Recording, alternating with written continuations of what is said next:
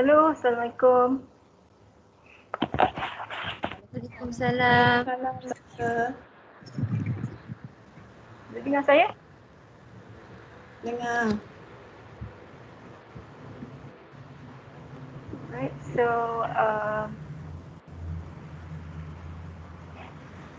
kita nak bincang. Can you hear me? Yes.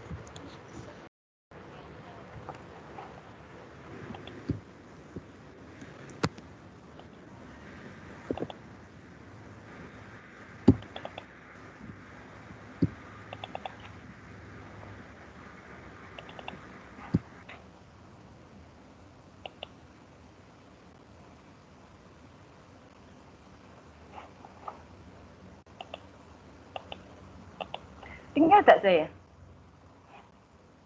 Boleh doktor, boleh dengar. Boleh.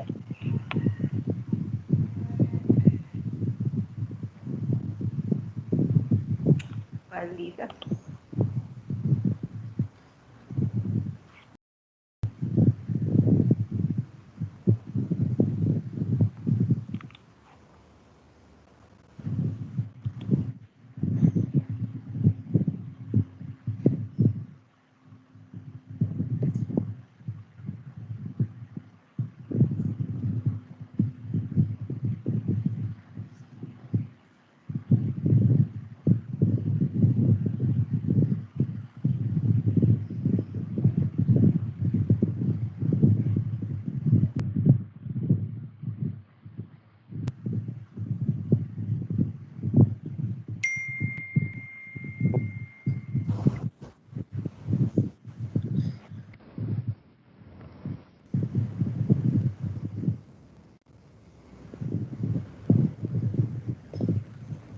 Okay, Assalamualaikum warahmatullahi wabarakatuh. Selamat petang.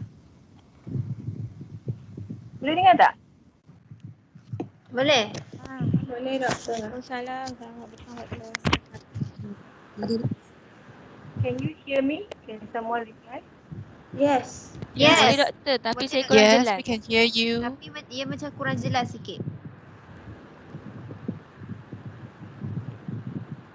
Doktor tak dengar kita ke? Apa? Oh, doktor tak dengar kot. Rasa macam tu.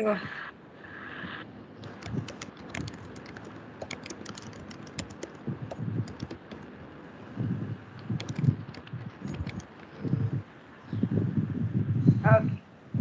So you can hear me. So very good. Monday afternoon. Yeah? In the Going afternoon. to discuss the article. I know I gave it a bit late. I think it was Saturday, I think. I sent it to Alia. But it's important that we just go through it. It's a very, I've read it myself. It's quite okay. The reading is quite easy to understand. Paul Kruger. I'm trying to open my summary. So what did you guys, did you get a chance to read it? Yeah. So what is, the book is called Analyzing Meaning, an Introduction to Semantics and Pragmatics. So you're talking about the meaning of meaning, kan?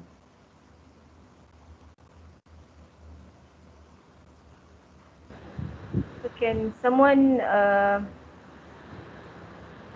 tell us? Yeah, that's true. I don't hear your audio, huh? Yes. Yeah.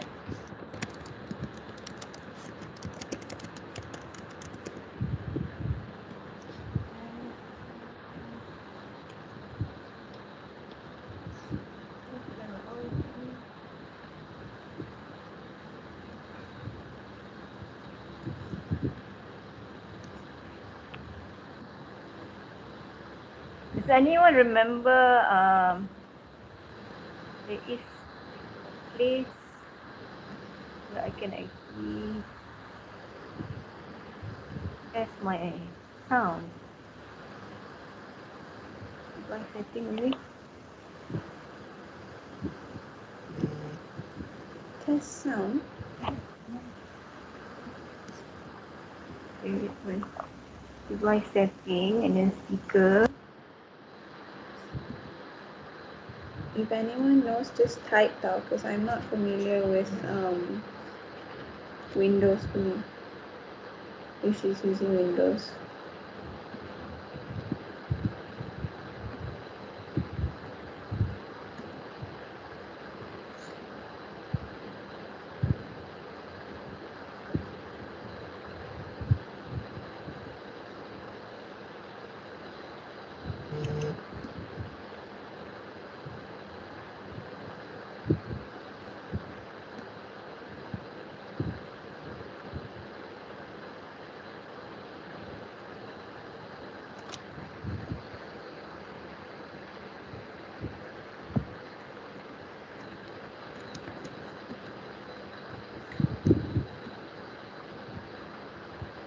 Can you say something? Can you hear us now? Can you hear us now? Hello? Yes. No. Device setting. Now I can see it.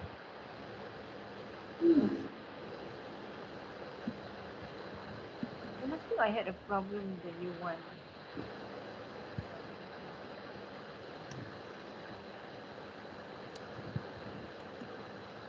Can you say something, Aisha?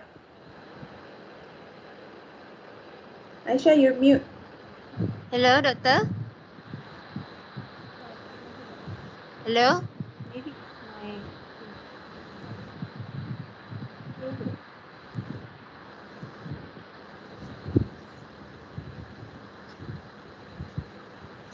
Oh. Yeah. Yesterday I was at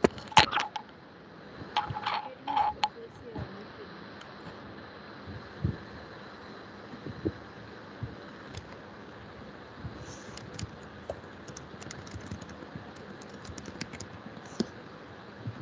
Can you hear us now? Nice to hear you. What? Nice to hear your voice. But yours is a bit soft. Your voice is Yeah. soft.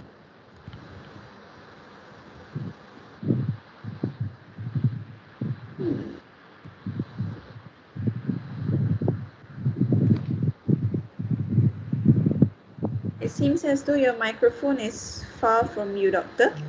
Yeah. Can you hear me now? Yes. Oh yes, clear. All right. Okay, so Kroger, he had an anecdote when he started the chapter. He had a story to tell us. Can anyone tell us the story? It's about two stories. One is about Alice in Wonderland. Probably Alice in Wonderland versus another example lah. But let's talk about Alice in Wonderland. So he's talking about the meaning of meaning, and can anyone would like to volunteer about what is the meaning of meaning in Alice in Wonderland?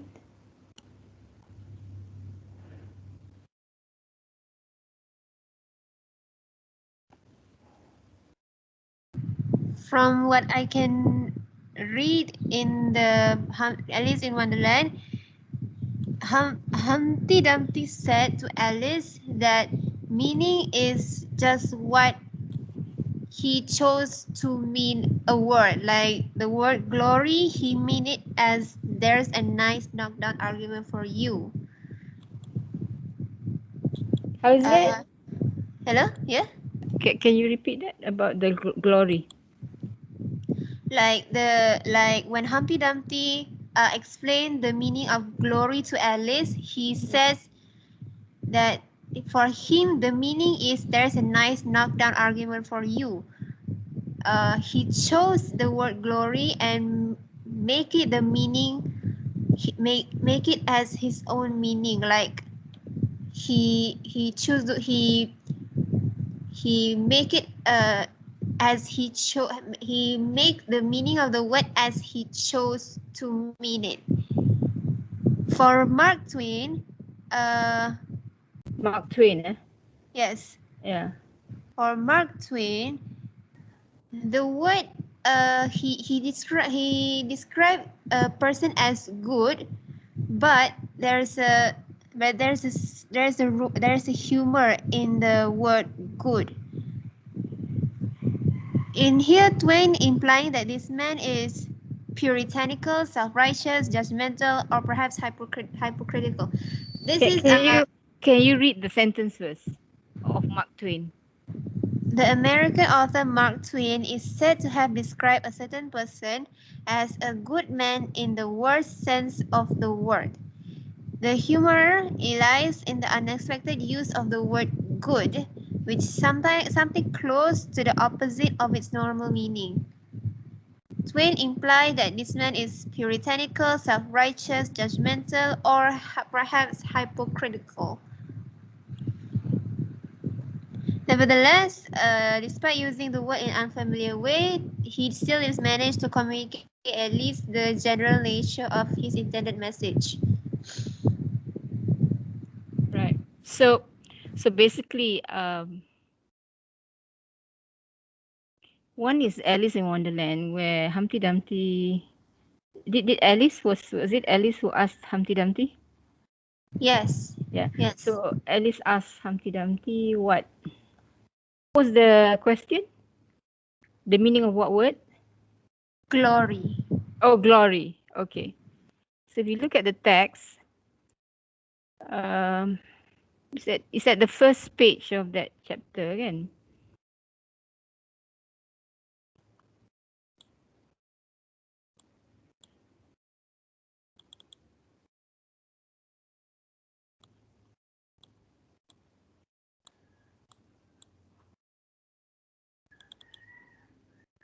Cannot open the book. I tutup balik.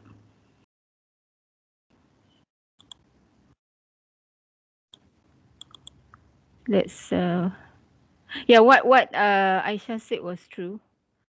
But I think we need to put it in context a bit.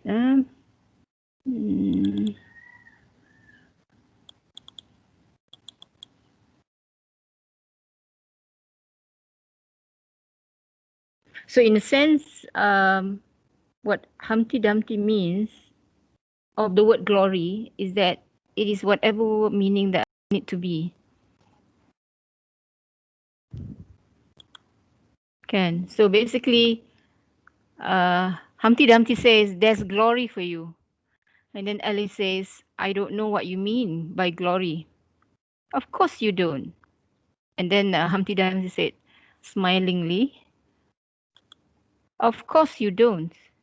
Until I tell you, I meant there's a nice knockdown argument for you. But says, but glory doesn't mean a nice knockdown argument. And then Humpty says, when I use a word, it means just what I choose it to mean, neither more nor less. That's the essence of it lah. According to Humpty Dumpty, he says in a very scornful manner, when I use a word, it means just what I chose it to be, to mean, neither more nor less. And then Alice says, the question is whether you can make words mean so many different things. And then Humpty says, the question is, which is to be master? That's all. So basically, the example is to say that the extreme case is Humpty Dumpty with Alice in Wonderland, lah, where he says the word glory will mean what I want it to mean. So just imagine if we are interacting with each other and we don't know the meaning of a word that I'm talking to you, and I use a word that is not clear to you. And then when you ask me what's the meaning of that word, I say, I'm the master. So I choose what meaning I want it to be. So if that happens, then that conversation is stalled. Terhenti. Sebab unless I tell you in a jokingly way ke apa, at last the meaning. But if I'm like Humpty Dumpty, who's very scornful and insisted that he is the master, so the conversation will not be successful because the meaning is being withheld lah, kan?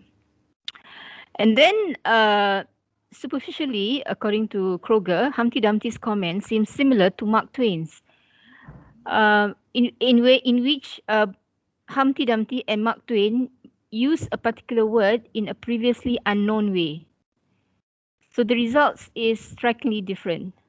But Mark Twain, in a sense, Mark Twain, he says what? Mark Twain, just now you said that Mark Twain is A good man in the worst sense of the word. Right. So Mark Twain described a certain person as a good man in the worst sense of the word. A good man in the worst sense of the word. So you have a good man, and then you have the worst sense of the word.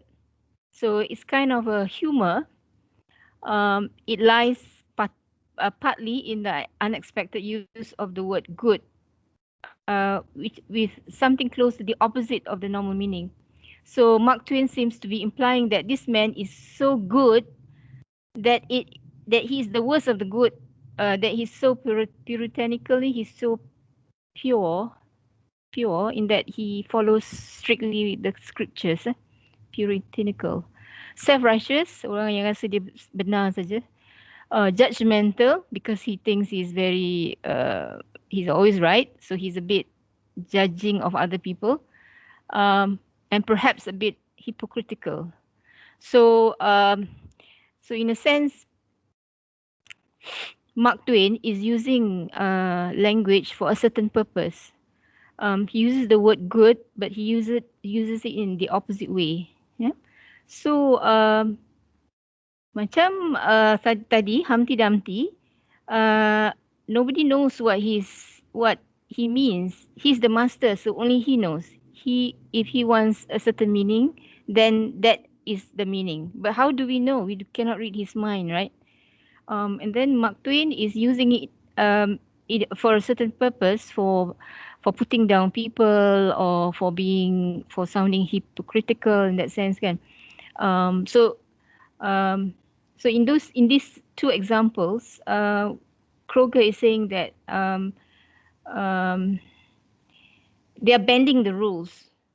They are bending the rules of the language. That means one is using it to say that he's super, and then the other one is using it to be satirical, to be apa tu? Macam menyindir, macam menjatuhkan orang lain lah. So in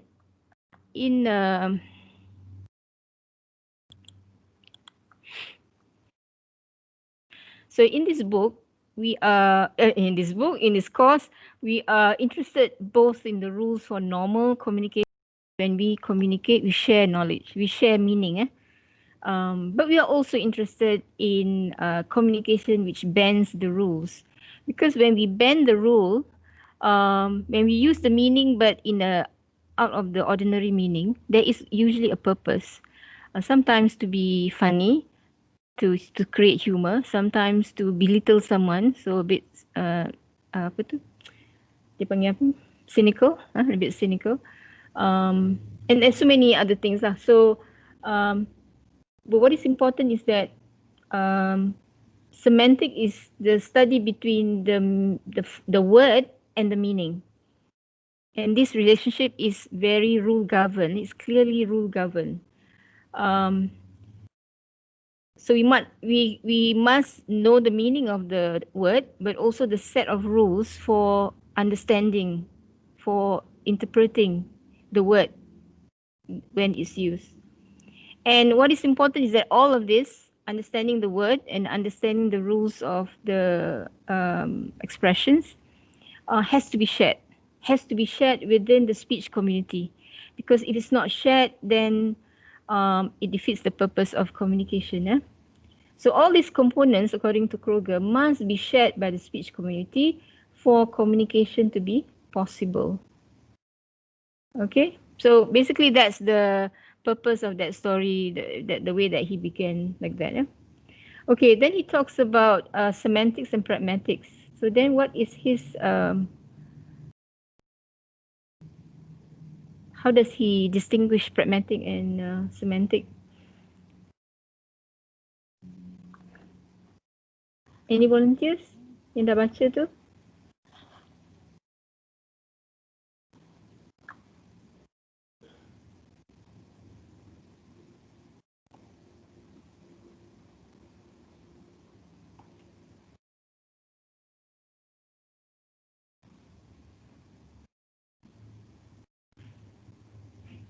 So we know that semantics is the meaning of the words and meaning of the sentences as linguistic expression. So that means in and of in themselves, meaning the word has a meaning, and then when they combine with other words, they get combined meaning. Yeah. So pragmatics is just basically how these words are used in actual situation, in how the meaning comes out from the actual actual use of the word. Remember I mentioned about the sentence or the utterance, I want a glass of water. I want a glass of water. That means if it's a sentence, you can actually say, okay, this is a sentence with the subject and the predicate. The subject I, and then the predicate of want, an object, a drink, a glass of water again. So basically, if it's in semantics, we only say, okay, the subject is the doer or the requester, and then the object is the thing that the speaker wants to have. So basically that is the semantics of it. And then when you put it into pragmatics, then it depends on the situation. So if I'm at the restaurant, what did I say? It becomes what meaning if I'm at the restaurant? Putri Nur Afifa. Kalau kat kedai makan kita kata I want a glass of water, what does it mean? Can you hear me?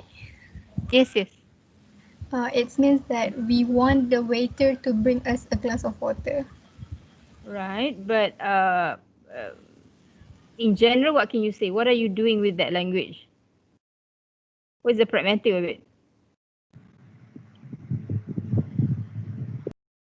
Polite way of asking, of requesting something in the restaurant. So the word is requesting. So you're requesting. So a sentence, I want a glass of water, is nothing. It's just devoid of context. But once you utter that sentence in a context, then it brings on another meaning, which is connected to the context. So if it's at the restaurant, you would say you're making a request to the waiter for a glass of water. Okay, then we say, what if it's someone on a climber on top of Mount Kinabalu, let's say, and he says, I want a glass of water. What meaning does it takes on now?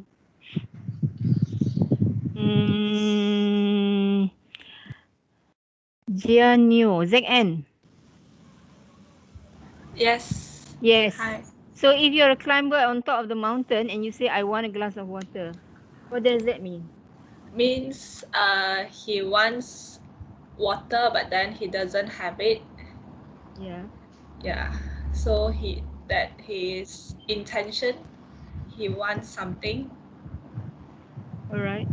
It's more like orang tu mengeluh, I want a glass of water. It's like wishful thinking. Meaning wishful thinking tu maksudnya you wish something will happen, but actually probably will not happen at that time, at that situation lah. Okay, so that is pragmatic. That means pragmatic is part of meaning, but it has an added twist to the meaning. Okay. And then he talks about sentence.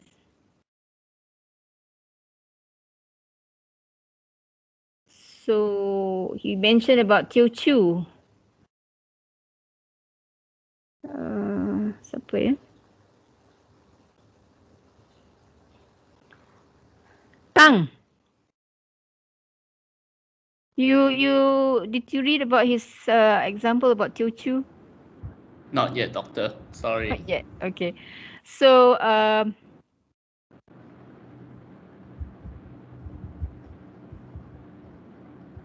something about well, a sentence, for example.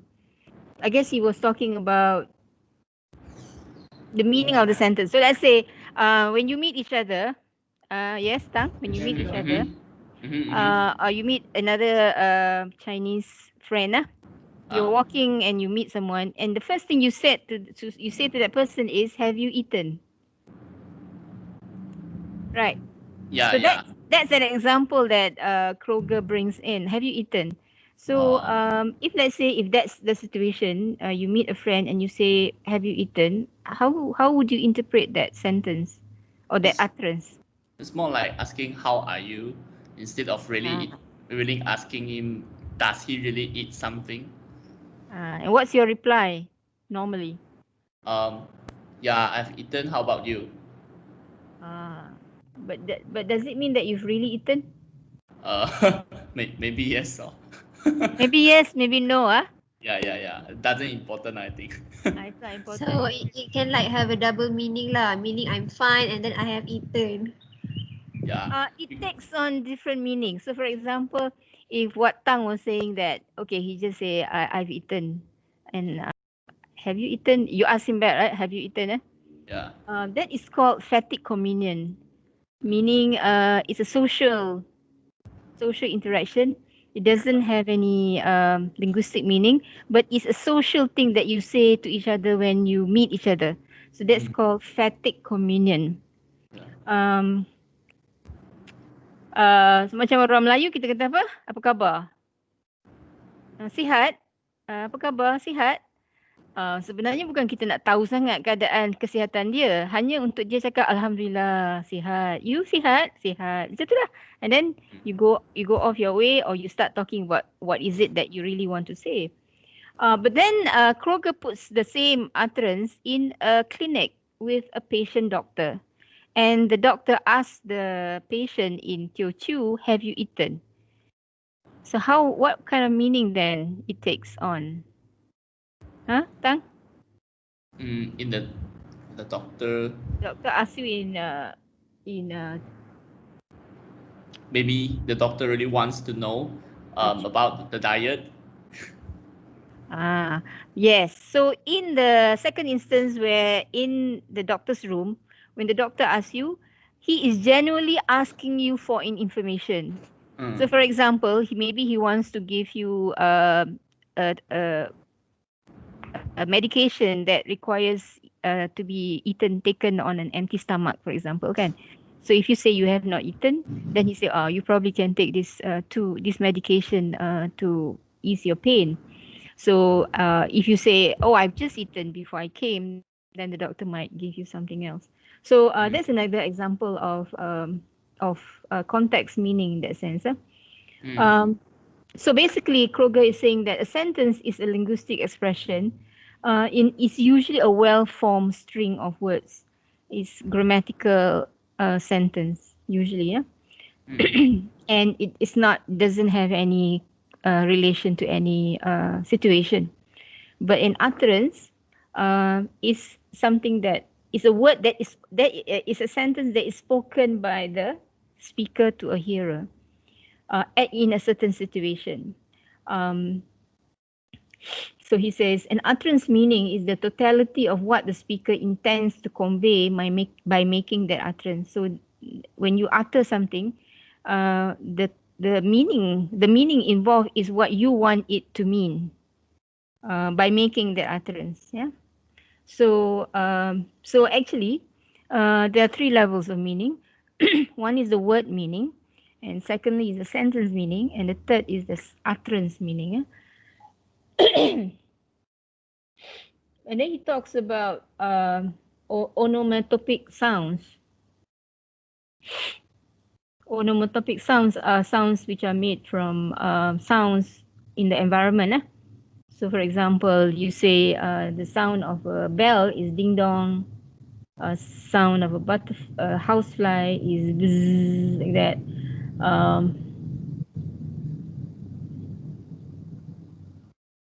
Then he says that interestingly enough, in most languages, they tend to be the same thing. So zoom zoom for a car, somehow the onomatopic sounds are regular in languages across. Um, um, he compares that with the meaning of expressions or proverbs in languages, for example. So he says proverbs like kick the bucket. What is the meaning of kick the bucket? So this is something that is culturally tied to a certain culture, for example. Kan? So kick the bucket means you pass on, you die. Kick the bucket. But it is said in a very derogative way lah. So if you say he just kicked the bucket, that means he's not a very popular person. Nobody likes him, and he is dead. So gleefully you say he just kicked the bucket. Okay. So so kick the bucket is an example where I cannot say the meaning of the total is equal to the meaning of the parts. You remember when I said compositionality? A meaning of a sentence is based on compositionality, meaning that I take the meaning of each word in the sentence and then I add on to the phrase, I add on the meaning of the phrase and then the meaning of the sentence. So I want a glass of water. First, I have to know a glass of water. Then I have to know I, and then I have to know the relationship between I and a glass of water, which is one, you know. So I add up the meaning of the phrase or phrasal object, phrasal subject, and then the predicate. So I get, so that is called compositionality in meaning. But with things like expressions like proverbs, peribahasa. For example, like kick the bucket, you cannot actually say kick the bucket means the meaning of the bucket plus kick. It doesn't work that way. So proverbs are usually, the meaning is beyond the literal meaning lah. So kick the bucket means die. Same thing like anak emas. You cannot say the meaning of anak emas is actually the sum of the meaning of emas plus the meaning of anak. Tak boleh. So anak emas is basically anak yang amat disayangi, yang diutamakan daripada anak-anak lain, misalnya. So some of meanings in our language is not compositional. Compositional is more is bigger than the meaning, is bigger than the meaning of the words. All right.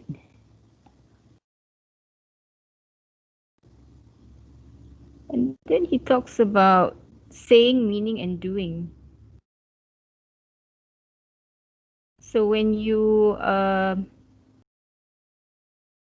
there are three fundamental questions. What did the speaker say?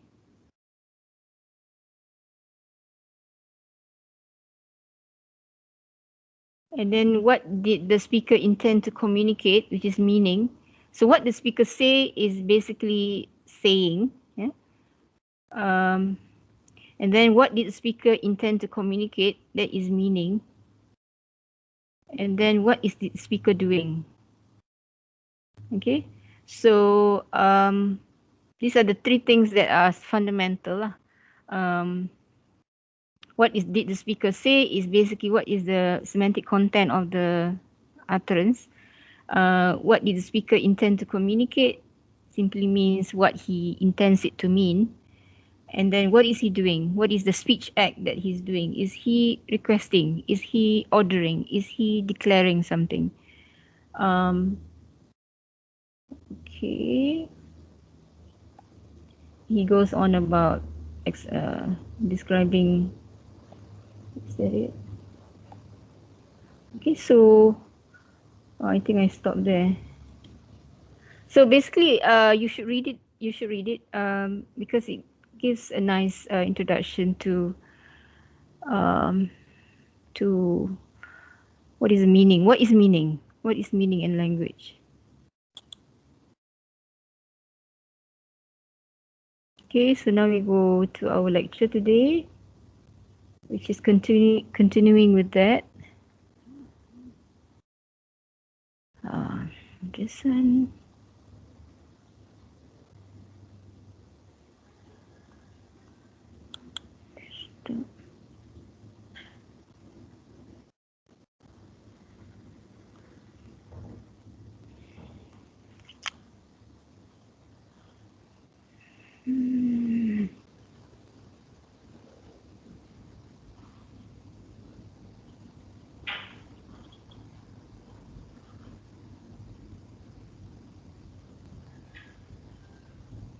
Slower. Trying to open my PowerPoint.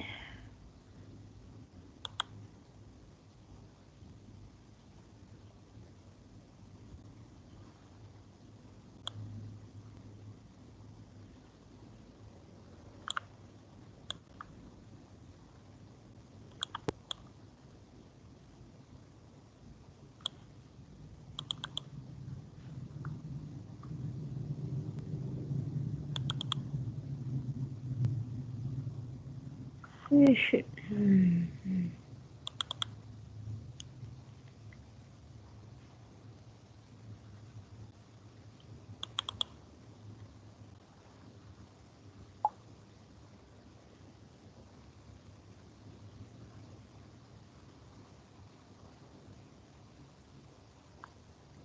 So for the reading for lecture 2 is chapter 2 of Kroger.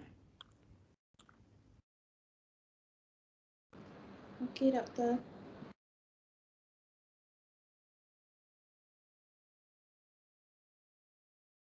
Sekejap ya, tunggu my.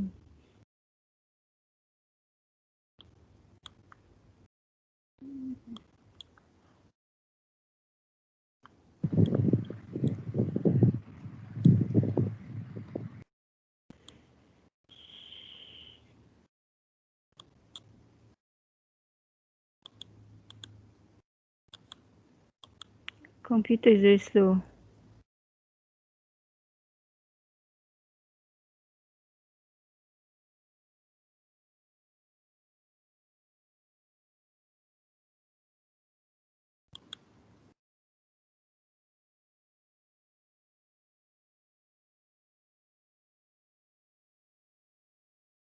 Okay. Can you see if I'm recording? Yes. Yes. Okay. So linguists they like to identify the different levels of analysis, and usually they are in modules. The linguistic knowledge are placed in different modules. And what is the kind of modules for semantics? It depends on the theory lah. All right.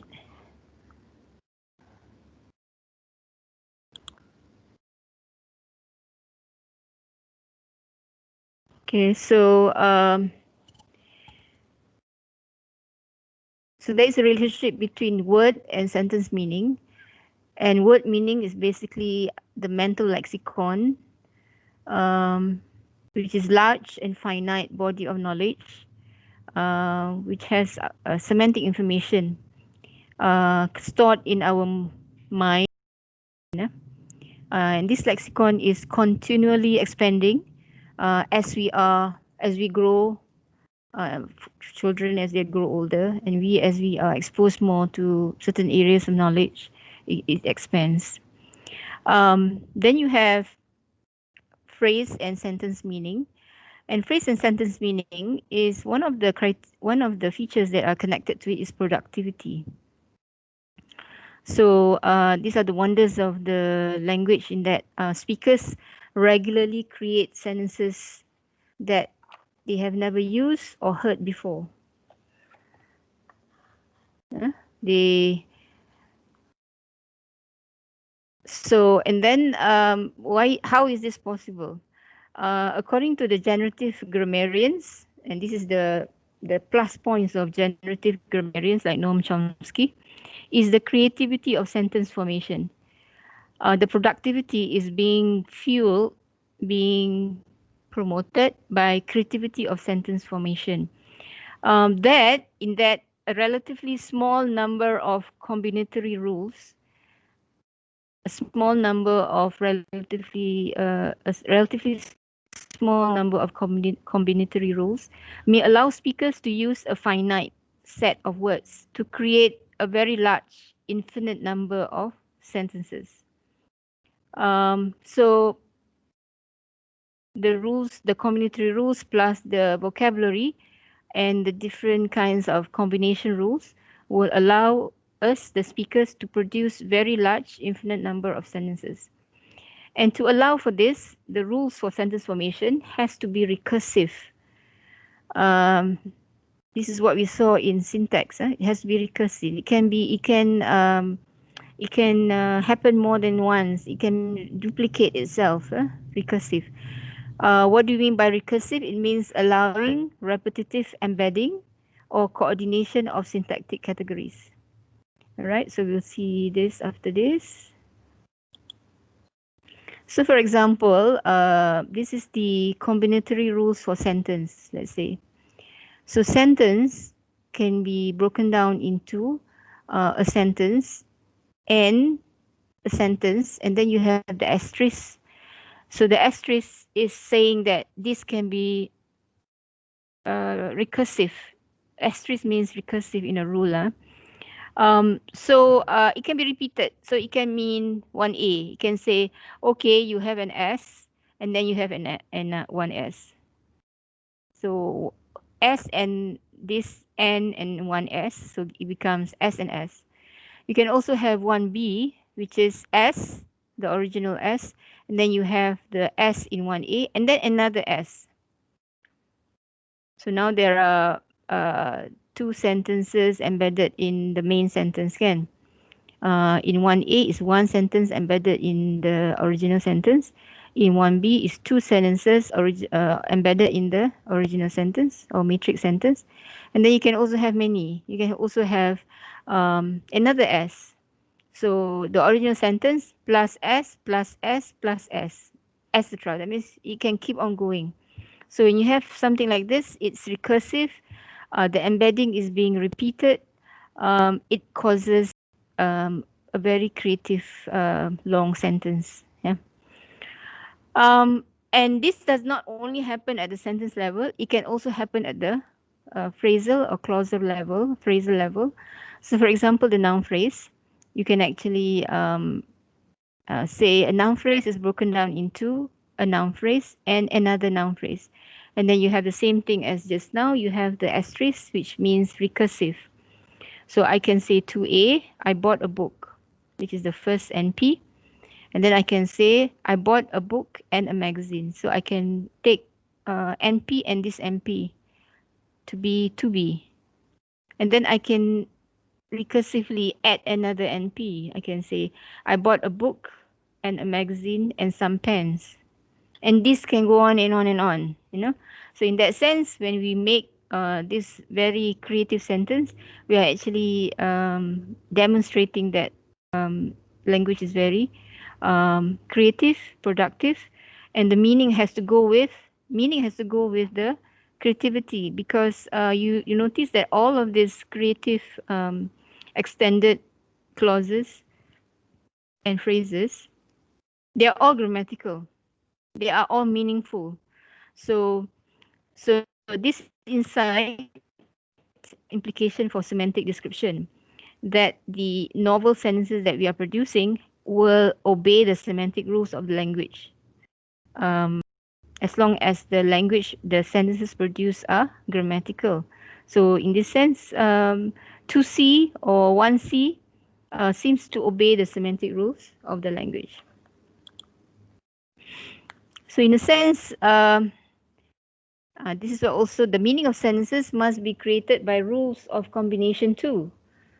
So semanticists say that sentence meaning is compositional. So the same thing, the way the meaning of the expression is the meaning of its parts and the way in which they are combined. So in essence, in a model of theory of grammar of meaning, meaning is in two places. One is in the lexicon, which is in our mind, and it is a stable body of word meanings.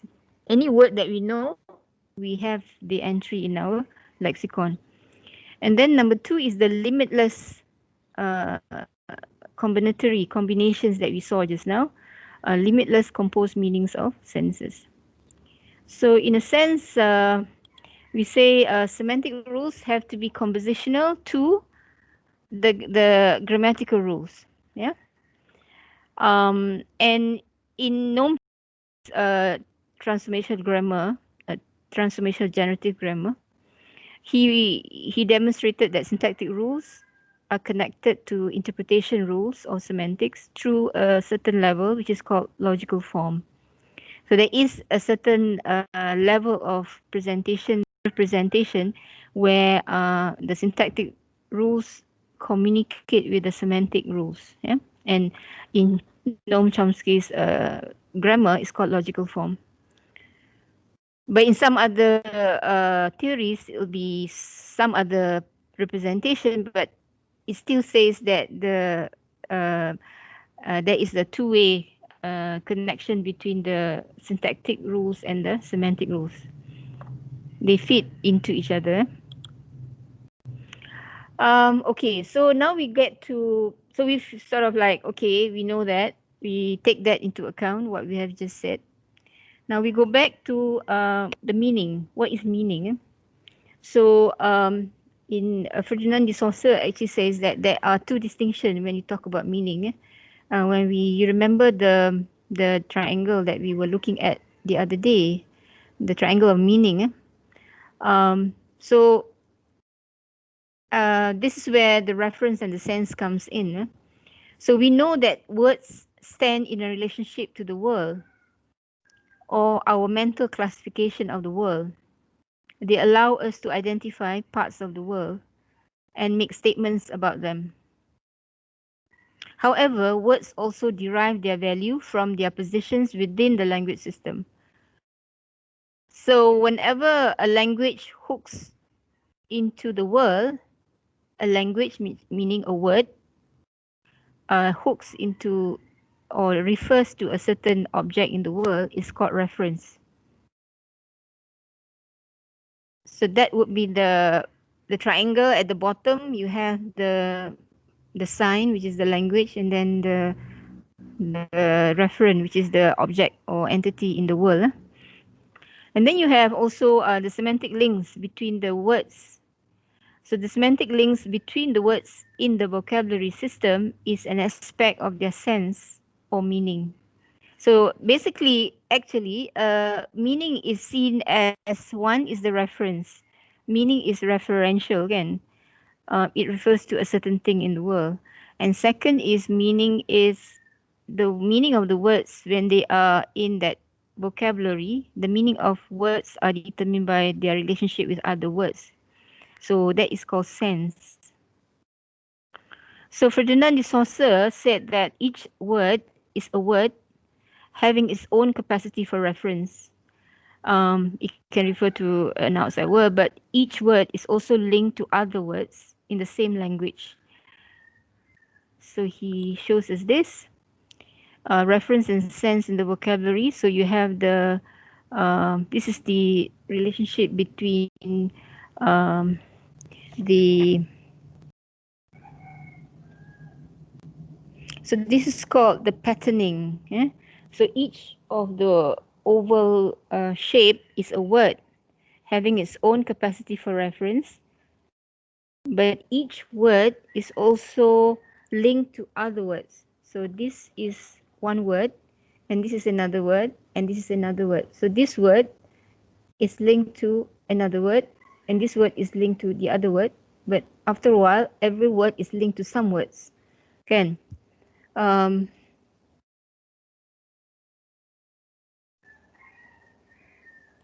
Okay. So so this is how we so he give an example like Ferdinand de Saussure. His well-known example include a comparison of English sheep and French word. Like a mouton, but I don't know how that's pronounced in French. In some cases, mouton is mouton. In some cases, they can be used to refer in a similar way, but their meaning differs because they are in a different system and therefore have different ranges. In English, there is an extra term, mutton, used for meat. While, so you have in English, you have the sheep as an animal, but once the animal is slaughtered, you have the mutton, which is the sheep meat. While the French word can be used to refer to the animal and can be used to refer to the meat. Okay, so just imagine that these are all French words, and then you have another system where there's an English system with the same kind of relationship. So in the system itself, there is a system. Like for example, in English, sheep is an animal, but once you slaughter it, it becomes a mutton. The sheep meat is mutton. So that is one system of English. And then you come to, which is, you can compare with a system in another language where sheep is both animal and mutton. So that's the system that we talk about. So, so later we will see that, for example, in the vocabulary of cooking, you can have the words to cook. For example, steaming, frying, sautéing, boiling. Those are words which are like this. They are connected to each other, but they differ in certain respect. So for example, if you're boiling something, you're using water at a high temperature. And then when you're frying, you're using oil at high temperature. And then when you are sauteing, you are basically using a little oil, not very high heat. So words actually get meaning from other words. And this is an example. When Jones said, this is an example from Kroger. When Jones said that he was meeting a close friend for dinner, he meant his lawyer. So in according to Kroger 3A, the word meant, he meant his lawyer. The word meant is used to specify the reference of a phrase when it was used on a particular occasion. This is called referential meaning. Meant his lawyer. So he's referring to a person who is trained legally and who represents him. Okay. And then you have 3B, which is salamat, which means thank you in Tagalog, or usufruct in German, I think, which means the right of one individual to use and enjoy the property of another. So in 3B and 3C, the word means salamat means, or usufruct means, is used to specify the kind of meaning that we might look up in a dictionary. So this is sense meaning. That means, it is the literal meaning, or it's the meaning that is listed in the dictionary or lexicon. One crucial difference between sense and reference is that reference depends on the specific context in which a word or phrase is used, whereas sense does not depend on context in this way. So sense macam literal, reference macam literal and denotation. Apa tu panggil? Non-literal also. I you always say sense. What is the sense of the word? What is the sense of an elephant?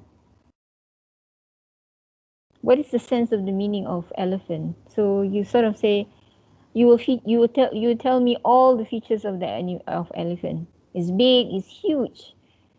Body is very rough, chunky, has horns, trunks. And you give me all the different meanings, and that is sense. That is sense. But the referential meaning comes when you are referring to a certain elephant in the world. The elephant that died in the jungle, in the news one time. So it's referring to a certain elephant. Any question?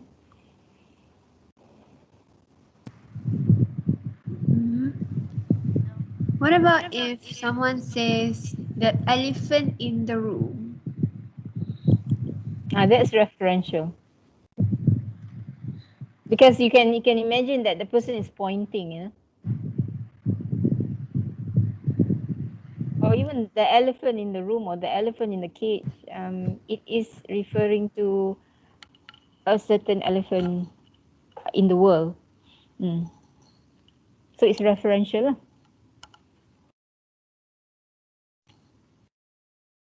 Yeah. Okay.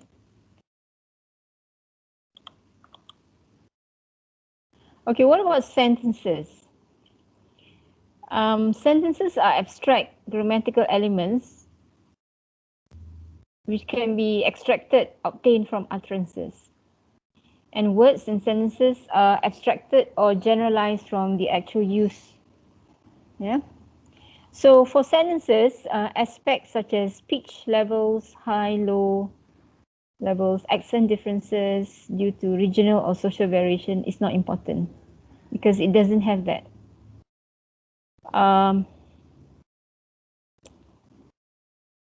So if you want to think about it, like what is the meaning of the sentence? The meaning of the sentence, it is made real when the speaker says it.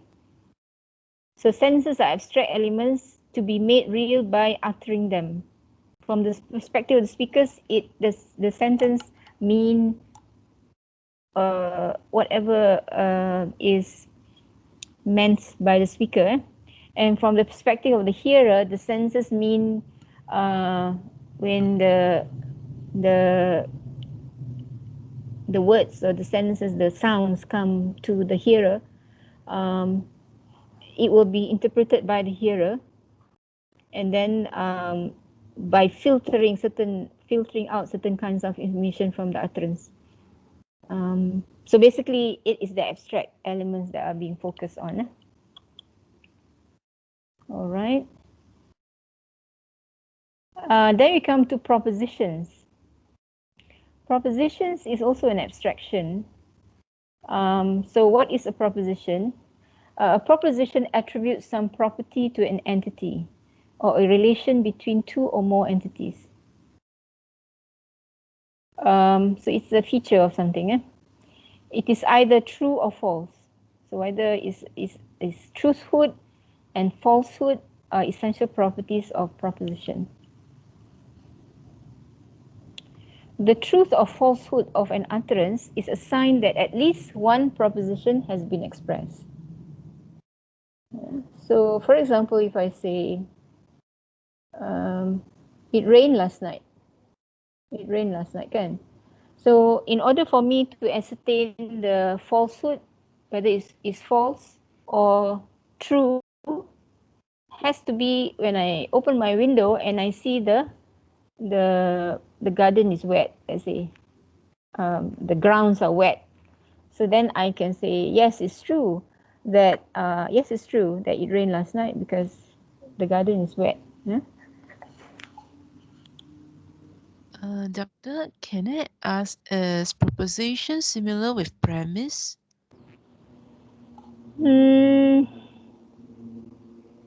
Premise is like an assumption. Proposition, it has an extra feature in that it has the true value or the false value, is whether it's true or it's false. A Does premise, mean a does it mean premise, that we cannot apply yes or no to premise? yes or no? Not quite sure what you mean. A premise is always based on when you want to argue something, and there's a premise to it. Later we will see the implicature of what you say or the entailment. But this we want to start with proposition. That means a proposition is basically something which has a value, whether it's false or true. Okay. We hold on to the premise further on down the road. Okay, thank you. Yeah. So a proposition, for example, an indefinitely large number of sentences can represent a proposition.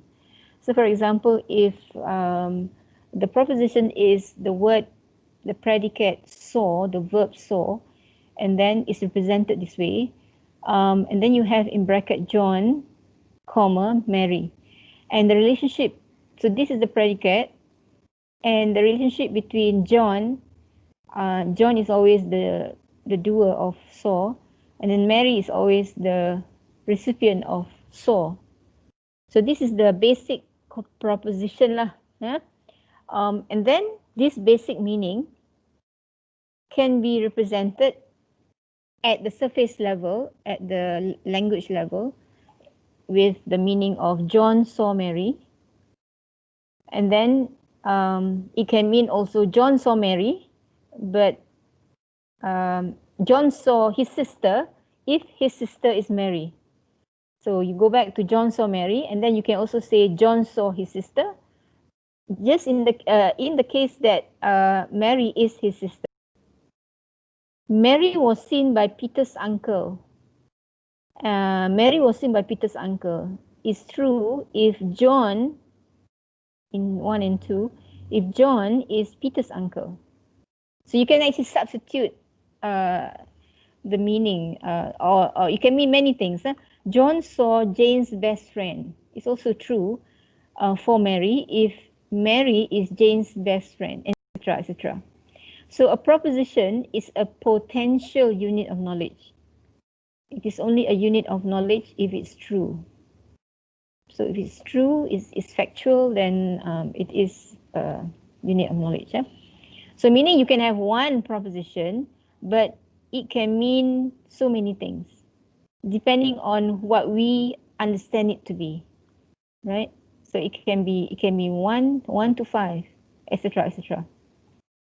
Yeah? So what is important is that the proposition is there. It's in our mind, basically. This proposition is in our mind. It's just that when we want to produce it, it depends on the meaning of what we intend it to be. Kan? So in that sense, sentences are not proposition. Sentences do not have truth values. But a sentence can be used to convey propositions. So the range of proposition a sentence can be used to express is called its propositional content. Proposition on its own cannot actually communicate anything. It must be energized with some kind of elocutionary force. So for example, if you're asserting something, so asserting means I say that the earth is flat. And then if you believe in that guy and you believe in that guy, you think the guy follow the science, then it is true lah. But if someone like Donald Trump says that, he is not someone who is known to say a lot of true things, then it's not true lah. So then it's not factual. Okay, so what is important is that we know that a sentence convey proposition. A sentence has propositional content, and it on its own it cannot do anything. But when it's is used in a certain manner, in pragmatics. For example, illocutionary force of asserting, then it means something. So then we saw how proposition and sentence, what is their relationship. Now we go to proposition and utterance. So an utterance is a piece of language produced on a particular content. Utterance is anything that we say. It is entity. Token level means you say it in the actual use. The token. How many times? So you count the frequency. So that's token level. But a sentence is a type level. Type means it's more abstract. It's, if you want to compare between type and token, type is the categories, and then the token is the use of that category. So so an utterance is a token type. The sentence is the type level entity. So A says,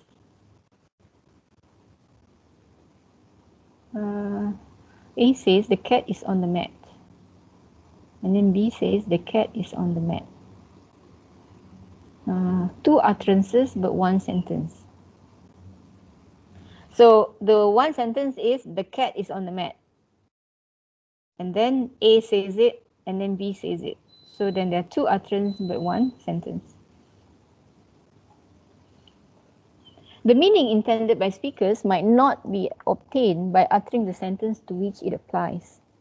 The meaning intended by speakers might not be obtained by uttering the sentence to which it applies. So for example, if A says, am I in time for supper? Then B says, I've cleared the table. So in a normal circumstance at home or something, when you are A and let's say B is your mom, what do you interpret from there? Yeah. Meaning that A is late for supper because mom has already cleaned the table, meaning there's no more food for supper in the table. So the mom is the mom when she utters in response to A's utterance, I cleared the table. That's the literal meaning of it. Yeah, literally, I'm wiping the table now. There's no food on. And then the other meaning comes in. It means that the food is already finished or stored in the fridge. The plates are all washed, and then now she's wiping the table, ready to prepare for bed, for example, or maybe to ready to watch television. So these are the extra. The extra, which is the covert. Covert ni macam hidden. Overt is what we see or what we hear. Covert is what is behind it. Covert prepositions are expected to be inferred by the hearer on the basis of contextual information. So the total meaning of utterance, the utterance meaning is the total meaning that the speaker wants to convey. Okay, so notice that B, when she says this sentence, this utterance, she means this utterance, she means this meaning, and she also means the covert meaning. Yeah. Understand? Yes. Yeah. Can someone mute their mic? Okay. So the inner structure of propositions. So an argument usually designates some entity or group of entities. Usually the arguments are nouns, or preposition also can be arguments. A predicate attributes some property to the entity denoted by the argument. Yeah? So a predicate usually is a verb. Usually. Yeah? So for example, the proposition John is tall. So the argument is John, and then the predicate is tall. So how do you present it? You present the proposition like this: tall as the predicate, and then in the bracket is John. And how do you read it? You say John is predicated by the predicate tall, so John is tall. And then you have another, for example, another one, John likes Mary. So the argument is John and Mary being the noun phrase. So John, Mary, and the predicate is the verb, the predicate that links between John and Mary. So the predicate is likes. So how do you present the proposition? You say the predicate like, and then in bracket you have John and you have Mary.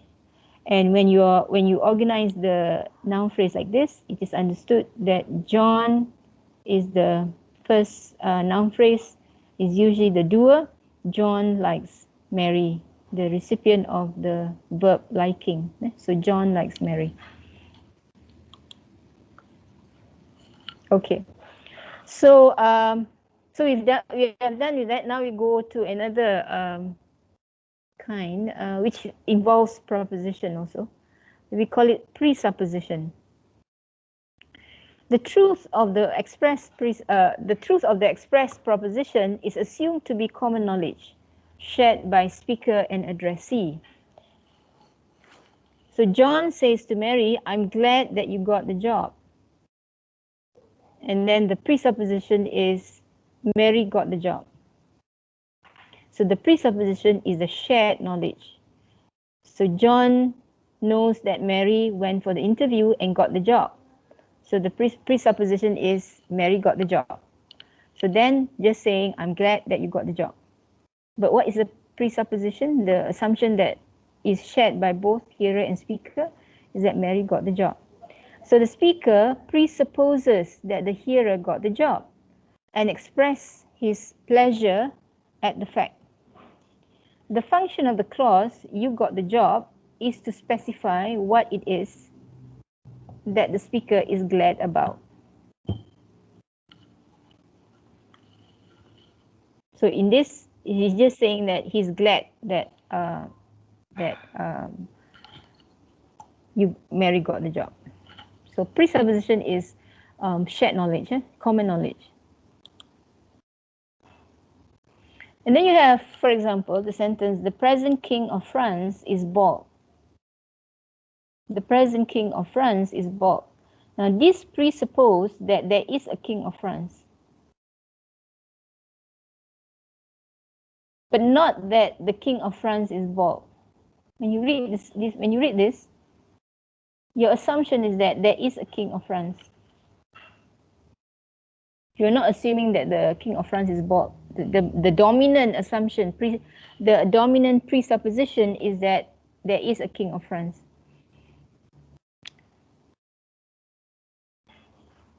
So, but not the present king of France is not bald. Okay, the presupposition is not affected by the negation. This is default interpretation. So even if you say the present king of France is not bald, the presupposition is still the king of France. Then we can negate that presupposition. We can cancel or negate the presupposition by saying the present king of France is not bald because there is no present king of France. Because France does not have a king. It's totally parliamentary democracy. Not like us, monarchy, parliamentary democracy, but a mix between monarchy and parliamentary democracy, and we have a king. But France doesn't have. So this is what they're saying, that when you read a sentence, there is a certain assumption that you share.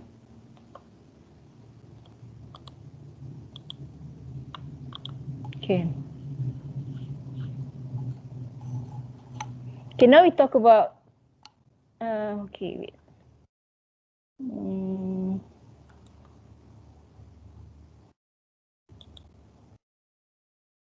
Presupposition.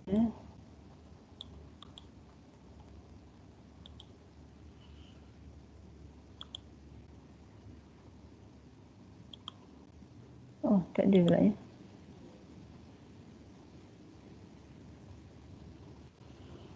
Oh, maybe you can do this.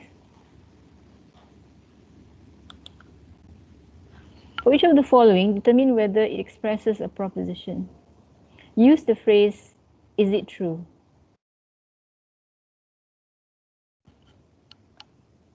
You wanna have a try at that?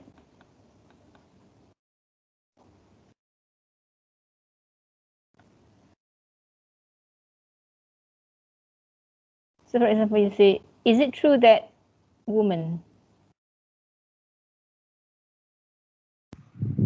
Is it true that woman?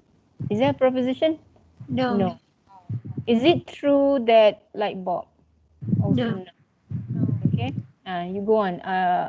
So you try. I'll get about 3 minutes, for example, go through and note down which has and which has not a preposition, a proposition.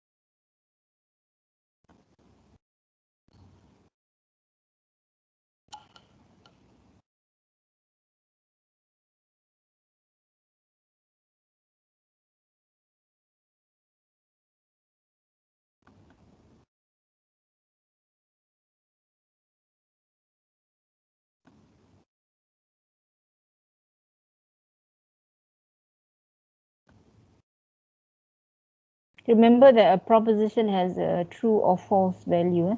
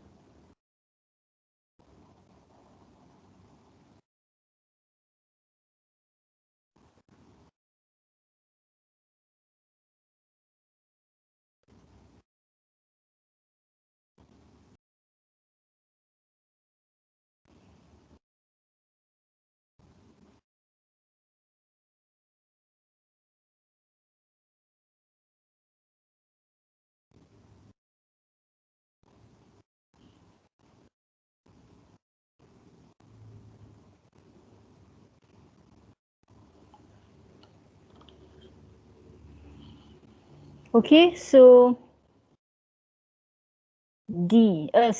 C.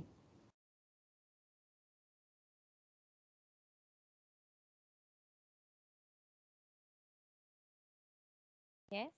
Yeah. Okay, so, C. Does it express a proposition? No. No, it doesn't. In fact, it's an incomplete sentence. No proposition there. But doctor, Yeah. if the sentence is complete, then it is a proposition, right? Yeah. Is it true that Malaysia is the smallest country in the world? Let's say. Oh, what is the smallest country in the world? Tak tahu. Anyone know smallest country in the world? Brunei ke? Let's say. Is it true that Brunei is the smallest country in the world? Then that it has a proposition that Brunei is the smallest country in the world. Okay. D? No. No. Is it true that Sally wondered who would be at the party? I think it is a preposition. Yeah, it does. It is. It is. Yes, it is it does. proposition. Because? Because Sally is wonder. Maybe Sally it's wondered about because something. complete sentence. Kalau dia tulis just Sally wondered, kita pun tak tahu is it I think lah. Kalau dia tulis Sally wondered, maybe that is not a proposition. Kalau sebab ayat tu macam ayat tu penuh lah. Sally wondered who will be at party. So it is true or maybe she is not wondered. It's true that she wondered or she didn't wonder lah. Okay. So yeah, betul. E Yes. Proposition. Yes. proposition Yes. Halwani. Halwani, what about F? F is not proposition. Not proposition. Not proposition. Yeah. Is it true that accidentally? No proposition. Atika, Nur Atika Halim. Polylite. Serta? Is G, is it a proposition? No. No. Maybe because it is not a complete sentence. Whether what is the thing that Polly like? Yeah. Okay. We don't know what she liked. Yeah. There must be some context to it lah. But without context, just like this, no proposition. Okay. Okay. Thank you. Josiu. Yep. Josiu. H. It is not a supposition. Proposition. Proposition because the meaning is vague and sentence is incomplete. Okay. How about I? Zuan.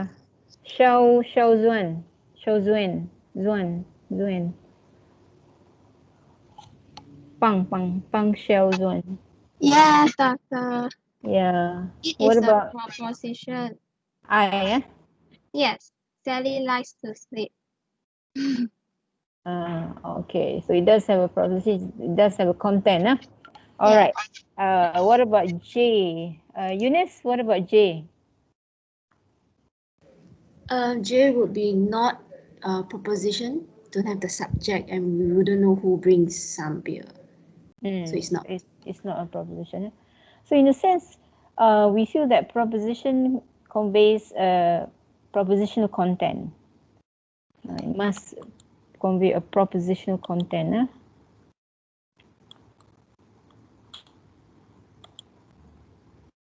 Okay, abstraction. So we continue.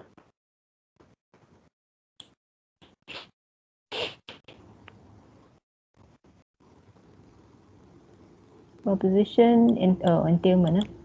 Okay. Another kind of relationship between sentences is called entailments. Entailments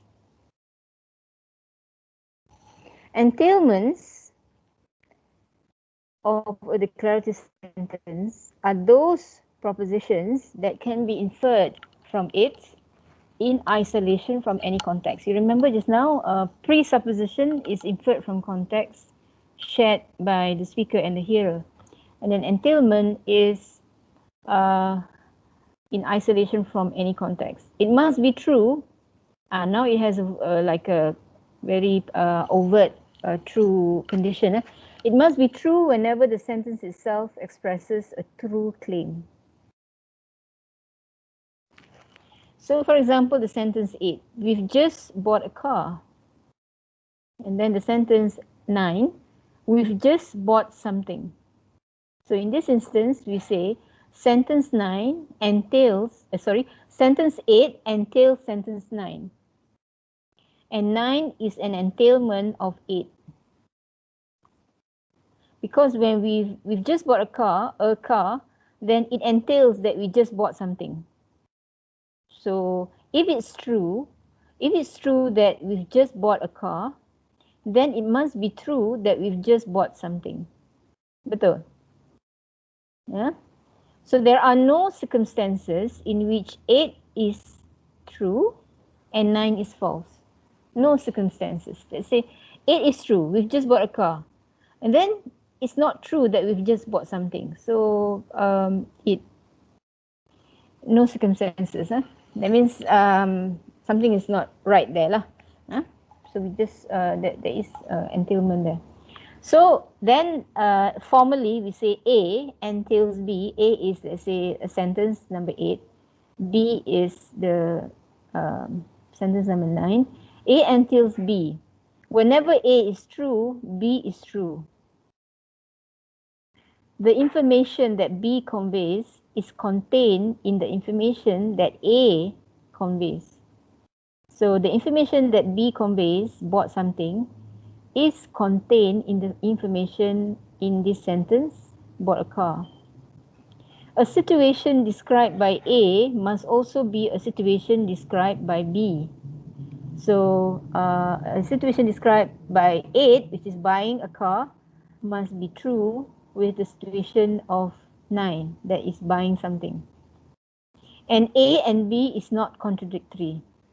That means A and B has the same value.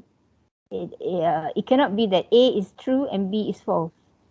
So if A is true and B is false, then it's contradictory.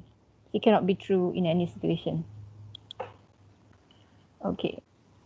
So two sentences may be said to be synonymous if and only if they have exactly the same set of entailments, or if and only if they entail each other. So that whenever one is true, the other must also be true. So let's say John and Mary are twins. Then you have another sentence, Mary and John are twins. So we assume that John and Mary are the same particular person. In two sentences, they are the same person. So we assume that no circumstances where 10 could be true and 11 could be false. Or in which, so it cannot be 10 is true and 11 is false. If we are talking about the same people and they're having that relationship of being twins. Or in which 11 could be true and 10 is false. So 10 and 11 entails each other. So if it's true that John and Mary are twins, then it must be true that Mary and John are twins. That's how we say it. If John and Mary, if it's true that John and Mary are twins, then it is true that Mary and John are twins. They switch the order. They switch the order of the argument, but they're still the same if you're talking about the same person. Okay, so that's entailment. Another one. The sentence 1, Henry murdered the bank manager. And then sentence 2, Henry's bank manager is dead. So sentence 1 entails sentence 2. So if it is true that Henry murdered the bank manager, then it is true.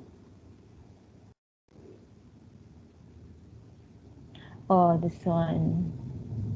I wouldn't say Henry's John. I would say just the bank manager is dead lah. Not Henry's bank manager. Lain pula kan? So I will change that in the before I upload to you can follow. So let's say the sentence is the bank manager is dead. So Henry murdered the bank manager. The bank manager is dead. So sentence 1 entails sentence 2. That's logic, my husband says. Okay.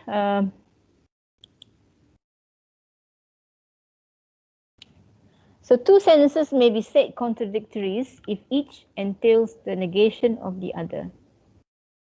Nanti ini another phase pula, another kind of consideration. Two sentences may be said contradictories if each entails the negation of the other. So no one has had a perfect life. Someone has led a perfect life.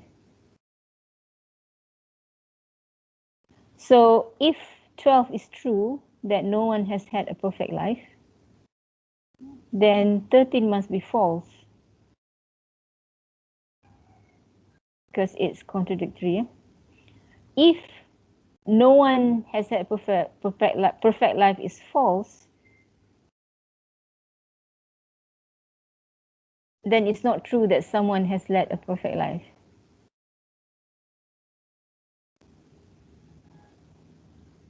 Okay, so kalau satu true,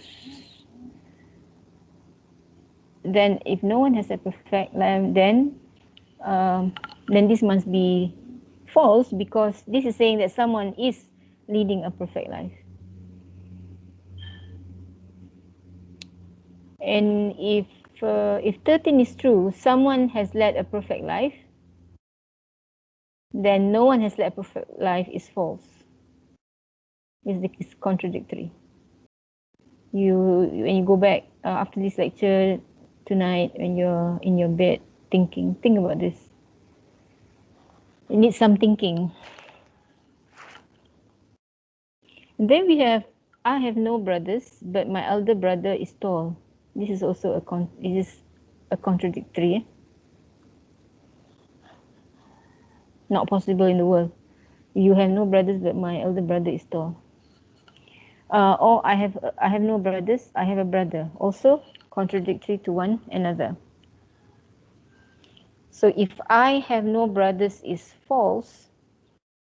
But then if you say I have no brothers is false, then it's true that I have a brother. So they contradict. It's the opposite of one another. But if I have a brother, let's say if I have a brother is false, then I have no brothers is true. If I have a brother is true, then I have no brothers is false. So it's the opposite. So they are say contradictories. They are said to be contradictories, where each entails the negation of the other.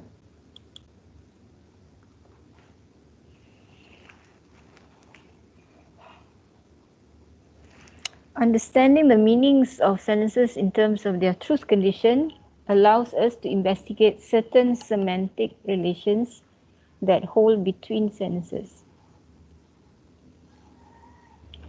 1A, not one, numbering is wrong. Sally tried to leave on time. And then Sally left on time.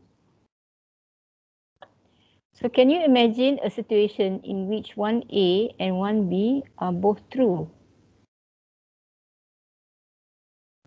Yes, isn't it? Because if Sally tried to leave on time is true, so this is true, then Sally left on time is true. Because she tried and she was successful, she left on time. Can you imagine a situation in which 1A is true and 1B is false? Yes, also, because it's true that Sally tried to leave on time.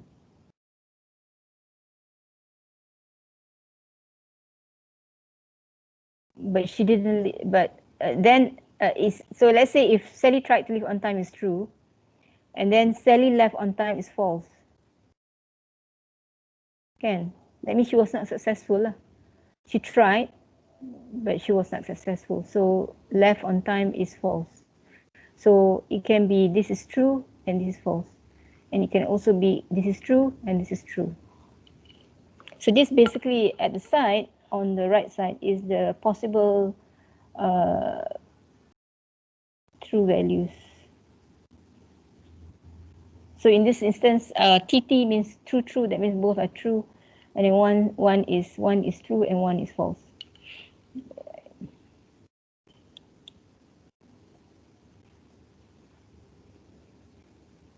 So we've done 2. Wait, Sally managed to leave on time. Sally left on time. This is what we said just now lah. Okay, what about number 3? Kim allegedly kissed Sandy. Kim kissed Sandy. Can you imagine a situation in which 3A and 3B are both true? Yes. Allegedly ni means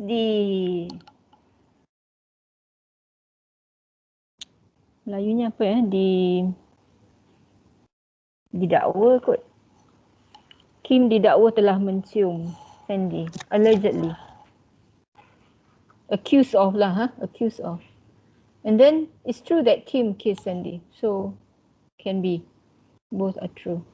Can you imagine a situation in which 3A is true and 3B is false? Yeah. Can also. Yeah? Okay, number 4. Kim passionately kissed Sandy. Kim kissed Sandy. Can you imagine a situation in which 4A and 4B are both true? Yes. Can you imagine a situation in which 4A is true but 4B is false? No. How can Kim passionately kiss Sandy when he did not kiss Sandy at all? It's true, it's false. Kim kissed Sandy is false. So if A is true, Kim passionately kissed Sandy is true, then if this is false, no lah. Doesn't entail lah if this is false. Tak boleh lah kalau dia passionately tapi dia tak pernah cium pun sebenarnya. Okay, so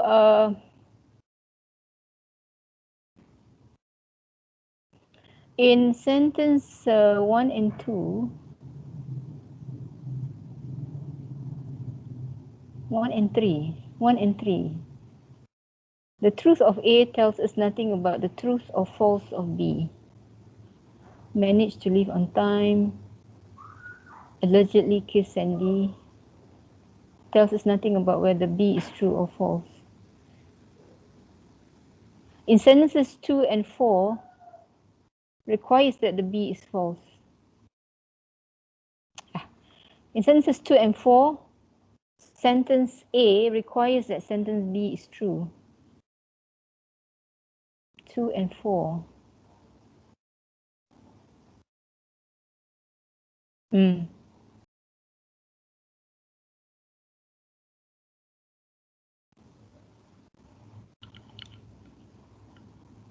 So this one also, Sally managed to leave on time. This has to be true.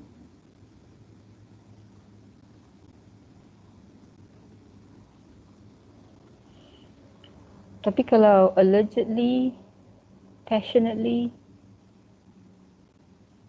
sekejap.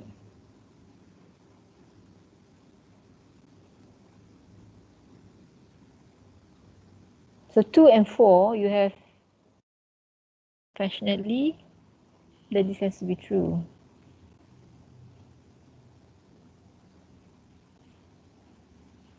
Tapi kalau yang 3A ni, Kim allegedly kissed Sandy, is true. Can this be false? Yes. Dituduh je tapi dia tidak cium Sandy kan. Kim allegedly kissed Sandy. What if it's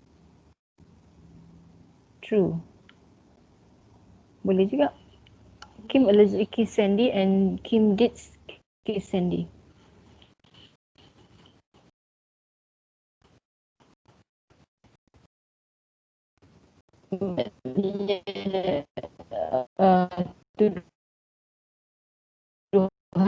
Betul lah. So entailment is usually a one-way relation between sentences.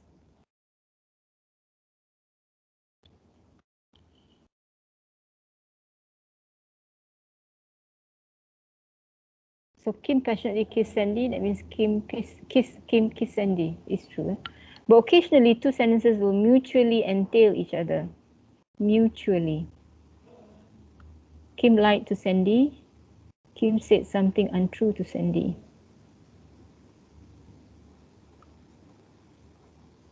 If Kim lied to Sandy is true, then it must be true that Kim said something untrue to Sandy. Betul lah. So they entail each other. What about if if it's true that Kim said something untrue to Sandy, then it must be true that Kim lied to Sandy. So they are mutually entailing each other. Kalau you start sini, this entail this. Kalau you start sini, this entail this.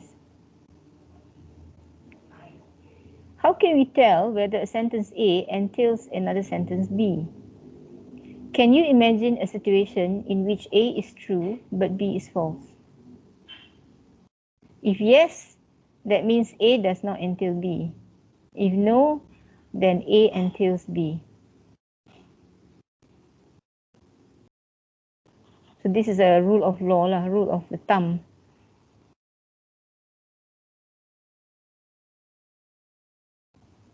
If A does not entail B, if no, then it does not entail because it has to entail.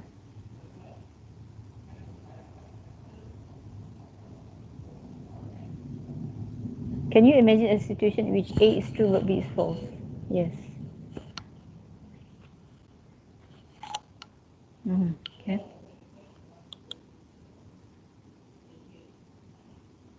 I think before we get confused, we go and do something simple.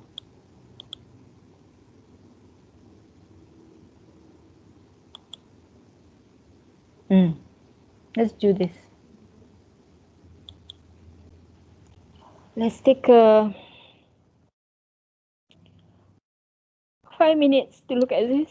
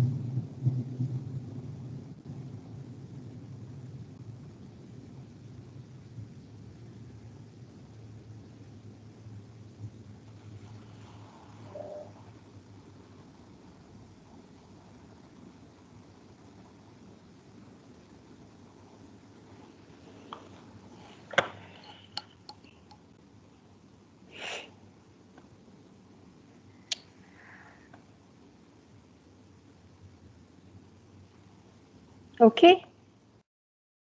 Hillary, you Yes, do Doctor. number 1. Okay, I think that it is entail, uh, 1A entails B. So you have to say, use the phrase, if 1A is true, then 1B must be true, is it? Yeah, if 1A today is sunny is true, then 1B today is warm. It's the It's entail. true. So it's yes, it's entailment. But it depends on the country, yeah. In Malaysia, probably it's true, but in other cool climate countries, it could be sunny, but it doesn't mean that it's warm. So it depends. But in Malaysia, it's true. It is true. If today is sunny, it's true. Then today is warm is also true. In Malaysia, it does. All right. Okay. And good, Hillary. Abigail, number 2. Yes, Doctor. I think B entails A, not A entails B. How is that? Explain. Because like in B, it just states that Jane ate breakfast this morning. So if B is true, so then A, it entails B because then Jane ate oatmeal for breakfast this morning, which is true. So only when you say that B entails A lah. A cannot entail B. Jane ate. I'm not sure because like in the A, it's already stated what is she eating. Try saying it like what I asked Hillary to say. If it's true,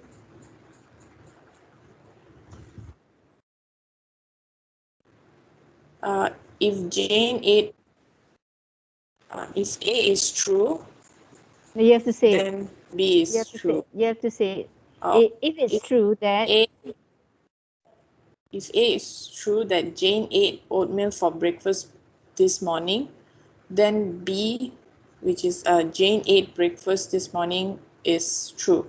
yeah. Yeah. So it's true lah. It entails lah. Oh, okay. Even if like, okay, I understand. So use that phrase. If it is true, then B has to be true. You know, if A is true, then B has to be true. Okay, 3A. Let's get. See. Are you Nadira?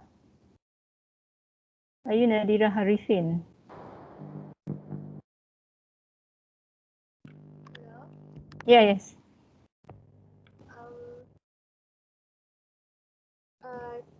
A. John is not. It's true that John is not aware that Mary is pregnant. So B also true that Mary is pregnant. So the answer is A is entailed to B. Because any justification? Because A is true and B also true. John is not aware that Mary is pregnant, meaning Mary is pregnant. So B is true that Mary is pregnant. So explain further.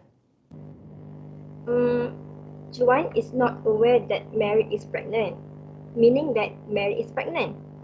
And B state that Mary is pregnant, meaning if A is true, then B is true. So A is entailed to B. Because Mary being pregnant is one thing, and if it's true, whether one is aware or not, it doesn't matter lah. But Mary is pregnant, so if it's true that one is not aware that Mary is pregnant, then then it's true that Mary is pregnant. Okay. Okay. 4. Mo ada. Mo Wailai.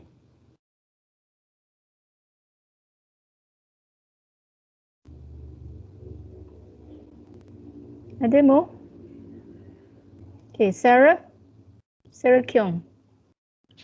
Okay, doctor. For me, I feel that A entails B, because if only Amy knows the answer, then Amy knows the answer is true. So if only Amy knows the answer is true, then Amy knows the answer is true. Then it is true that Amy knows the answer. Yeah. So it sounds logical. Yes. So A entails B. Okay, thank you, doctor. Gertini.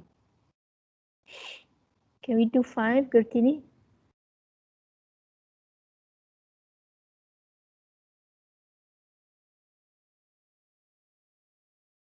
Gertini her internet might not be good. Umu lah. Yes, doctor. Number 5. A does entail B, because if it is true that John knows that the cats do not have wings, then it is true that cats do not have wings. Yes. So if it's true that John knows that cats do not have wings, then it's true that cats do not have wings. Yeah. Yes. Yes. Number 6. Aisyah. Aisyah mana ni? Siti Aisyah Hasral. Number 6. Yeah. For me, I think A does not entails B, because if the sentence "not everyone will get the correct answer" is true, then it can be that someone will get the correct answer can be true or false. Wait,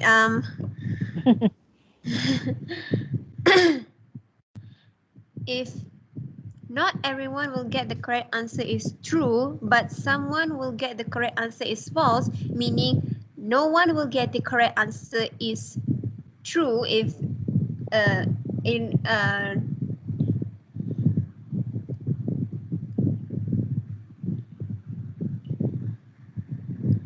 macam mana nak cakap not everyone will get the correct answer is true. Then is it true? If someone will get the correct answer is not true, then it is also correct, because not everyone will get the correct answer can also mean no one will get the correct answer. So A does not entails B.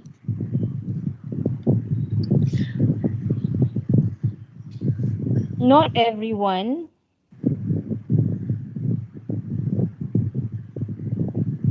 If it's true that not everyone will get the correct answer, then is it true that someone will get the correct answer? Yes. So it's true lah. So it entails. Okay. Sebab not everyone tu maksudnya someone lah. Unless you say the sentence is everyone will get the correct answer and then someone will get the correct answer. So macam mana? Kalau it is true that everyone will get the correct answer, then is it true that someone will get the correct answer? If it's true that everyone will get the correct answer, no. Then is it true that someone will get the correct answer? Now, in this instance, everyone has to get the correct answer. So, someone is false. Someone will get the correct answer false. Jadi, kalau tak ada negation tu, then this can be false lah. Then it doesn't entail lah. Okay, last one. Tang. Yes, doctor. Number 7.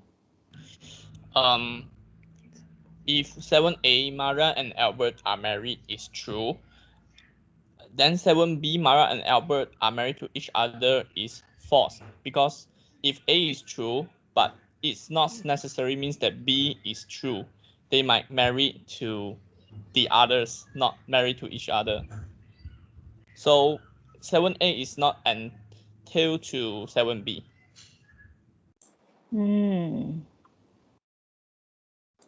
Yeah, agree. Yeah, okay. So they are married, it's true. But is it true that Mary and Albert are married to each other? No, they can be married to other people. They are married but not married to each other. Yeah. Right. The question. Uh-uh.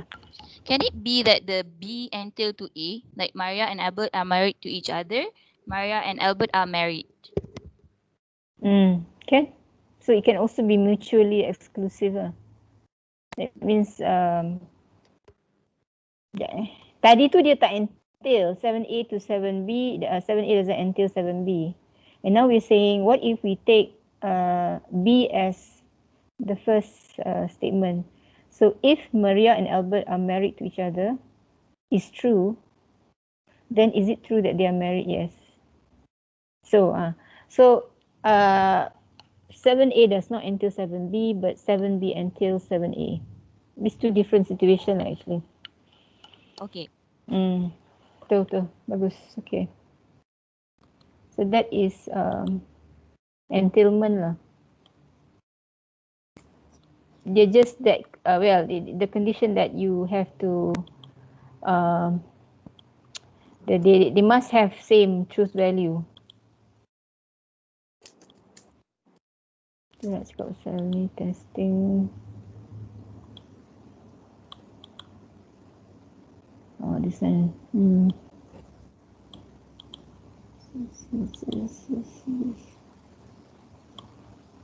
Cancelling out.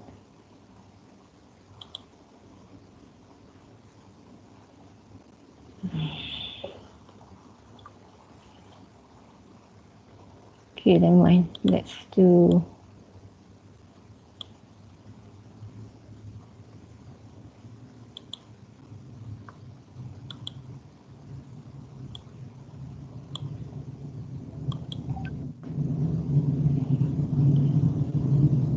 this.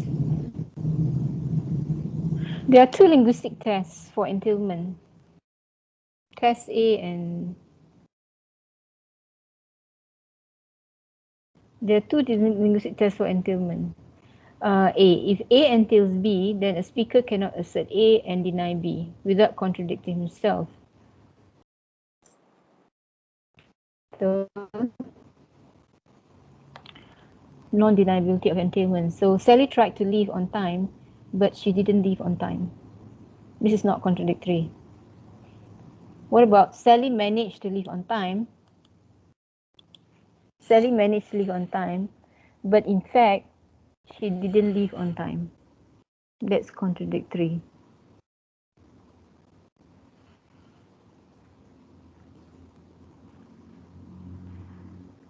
Test A. But gives the best results. So try it first. But is the word lah. But if the resulting sentence doesn't sound weird and contradictory, you can immediately conclude that the first sentence does not entail the second sentence, as in 6 above.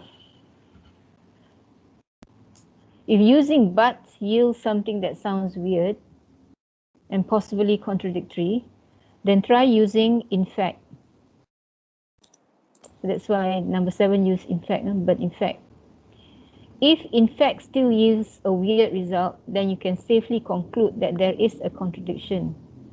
So the first sentence entails the second sentence, as in 7 above.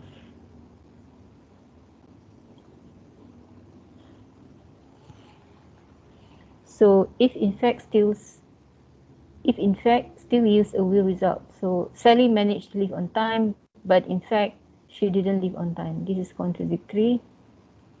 Then you can safely conclude that there is a contradiction. So the first sentence entails the second sentence. So 7 above. Sally tried to leave on time, but in fact she didn't leave on time. Yalah, kan? Sally managed to leave on time, but in fact she didn't leave on time. Dia kata macam the first sentence entails the second sentence.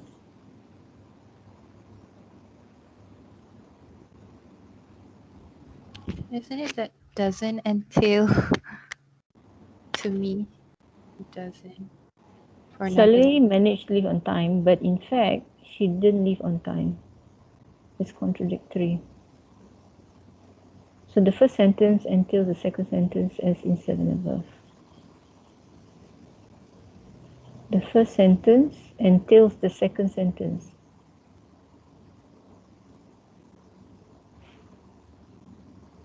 On the other hand, yeah. Doctor? Yes. Oh, sorry. Okay. So I feel like number 7 macam the first sentence it doesn't entail the second sentence. So it doesn't make sense that if she does manage to leave on time, is the second sentence she didn't leave on time. And it says down there that the first sentence entails the second sentence as in 7 above. So yeah, I don't understand that part. Because dia ada but in fact tu je If using but, kita number 6 they use but. Sally tried to leave on time, but she didn't leave on time. So if using but yields something that sounds weird and possibly contradictory, then try using in fact. Tapi sebenarnya 6 is not contradictory. It can happen. She tried, but she didn't leave on time. It's not contradictory kan?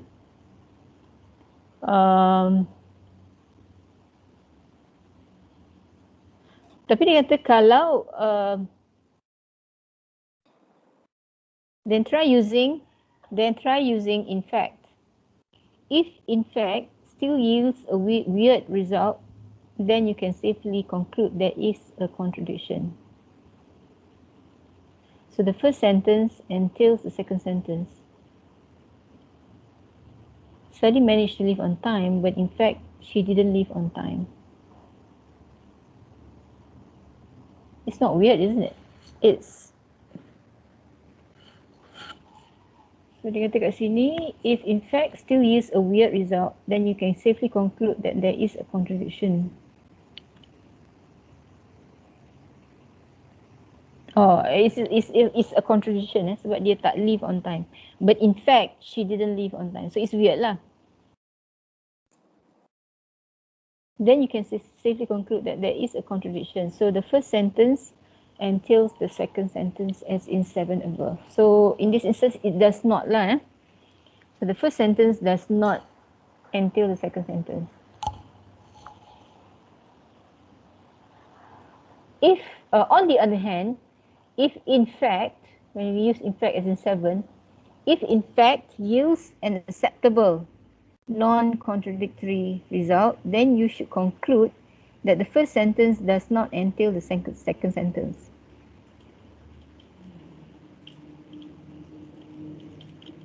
So I have to arrive at work by 7. In fact, I don't have to arrive at work before 7.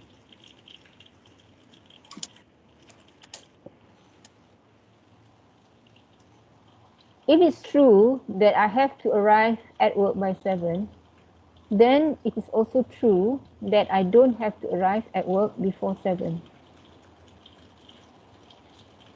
What do you think? That's correct, doctor. Because you don't have to. You can, but it's not wrong for you to be there before. That's what I think lah. Tapi does A entails B? Yes, I think.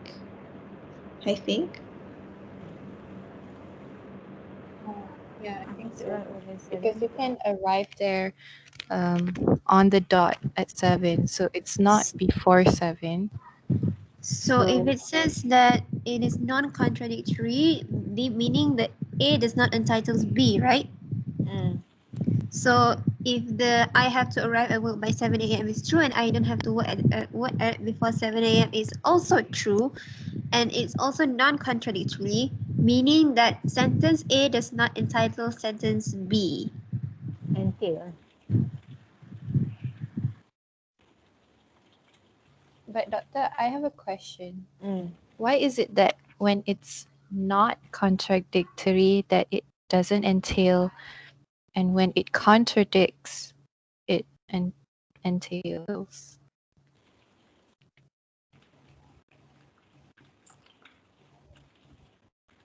I guess the this test is actually used to figure out the entailment relationship between the two sentences. I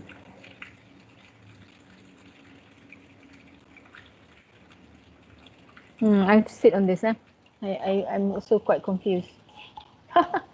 Yeah. It's okay, doctor. Doctor, sorry, could it be the other way around? If it's saying that A doesn't entail B, could it be that B entails A? Because, like, this person is trying to say, I don't have to arrive at work before 7. I just have to arrive at work by 7 a.m. So if it's true that I don't have to arrive at work before 7, then it's also true that I have to arrive at work by 7.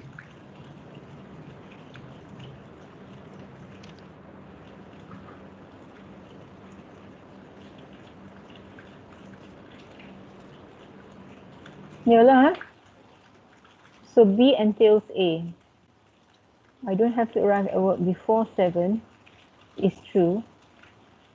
Then it is true that I have to arrive at work by 7. Yalah. Maknanya 7 is the cut-off point lah. I could arrive by 7, but I don't have, that means by 7 or before 7 lah. Yeah. Yeah. Alright, let's see. Test B. Come.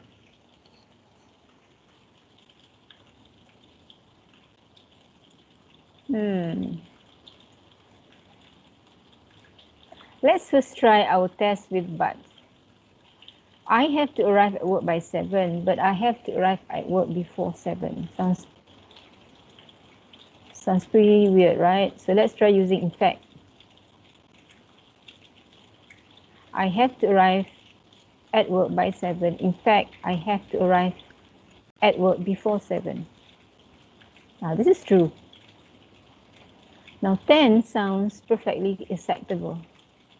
So we should conclude that A does not entail it B. 8A does not entail it B. Here's a decision tree for test A. But doesn't sound weird. No entailment sounds weird. In fact, doesn't sound weird. No entailment sounds weird. Entailment in the past tense exists using but in fact will give the same results.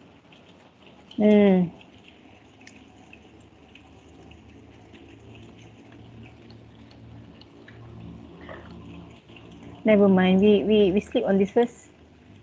This is another one telling about.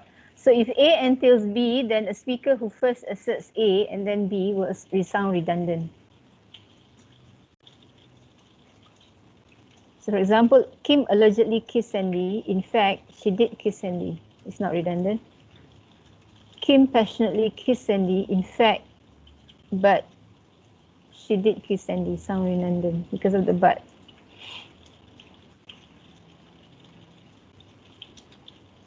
Ataupun Kim passionately kissed Sandy. In fact, she did kiss Sandy. Kim passionately kissed Sandy, but she did kiss Sandy. So meaning that if number 12, Kim passionately kissed Sandy, then the second one, she did kiss Sandy, we do not have to put it there because it is also true that she did kiss Sandy.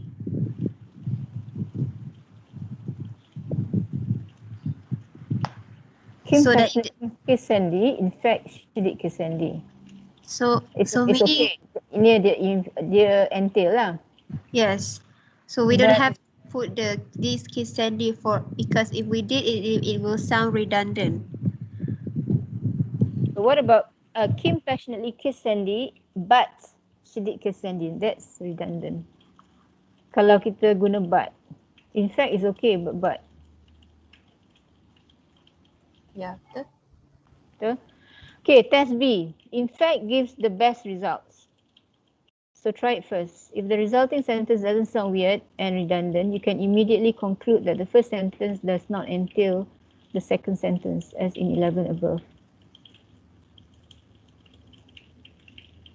So if you use in fact and it doesn't sound weird and redundant, so maksudnya Kim allegedly kissed Sandy, in fact she did kiss Sandy, it's okay, then you can immediately conclude that the first sentence does not entail the second sentence, as in 11 above.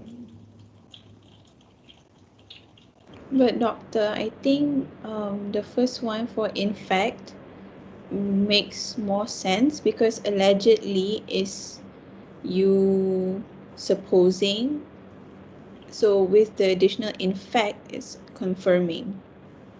But in the second one, passionately kissed is already confirming, and then you are again confirming with in fact. So that's a redundancy there.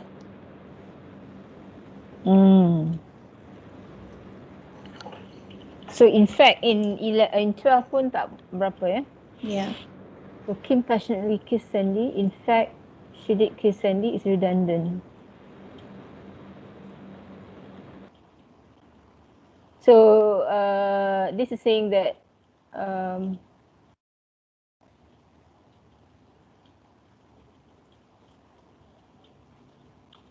okay, we go on to the phrase not only that also works well. Not only that. Kim allegedly kissed Sandy. Not only that, she did kiss Sandy. Not redundant. Not only that, she did kiss Sandy. If using in fact or not only that yields something that sounds weird and possibly redundant, then try using but. If but still yields a weird result, then you can simply conclude that there is a redundancy, and so the first sentence entails the second sentence.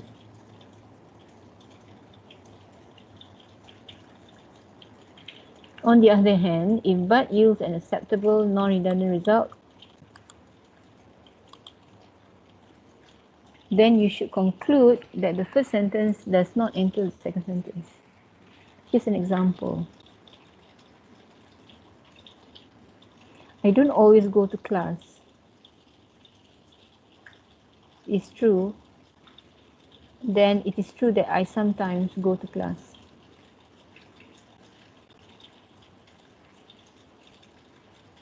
Yeah. So it's true that I don't always go to class. Then if I don't always go to class, it's true, then it's also true that I sometimes go to class. Okay. And then let's try first our test with in fact. I don't always go to class. In fact, I sometimes go to class. Sounds pretty weird, right? I don't always go to class. In fact, sometimes I go to class. So, in fact ni tak payah lah kan? So, let's try using buts instead. I don't always go to class, but I sometimes go to class. 15 sounds perfectly acceptable. So, we should conclude that 13A does not entail 13B. In the other sentences, yang tadi tu. Here's a decision tree for test B. Oh, dia ada dia punya petua lah. So I think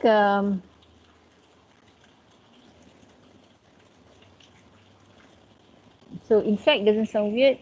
No entailment, not only that sounds weird, but doesn't sound weird. No entailment sounds weird. Entailment in the vast majority of cases using in fact, not only that, and but will yield the same result.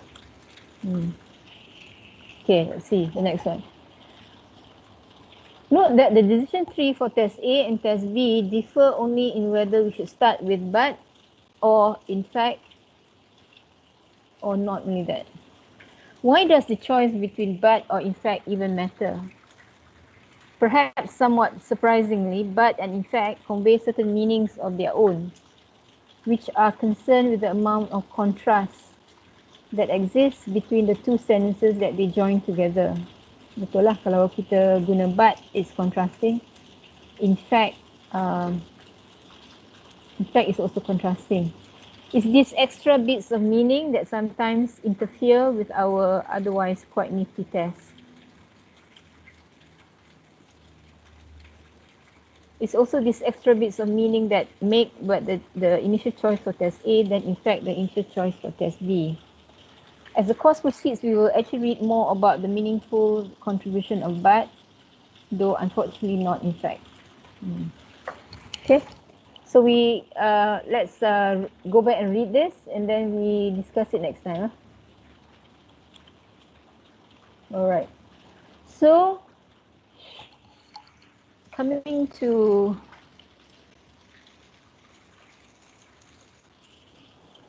okay, however, there may be further propositions in the interpretation of an utterance which are not supplied by semantic rules alone, but from worldview knowledge. So there are other further propositions, additional meaning lah ni, supplied by worldview knowledge. Suppose we know that the Nobel Prize is going to either Barbara Cartland. Barbara Cartland is a writer of a famous writer of a series of books, romance books, Barbara Cartland, or Patrick White. Suppose we know that the Nobel Prize is either going to either Barbara or Patrick.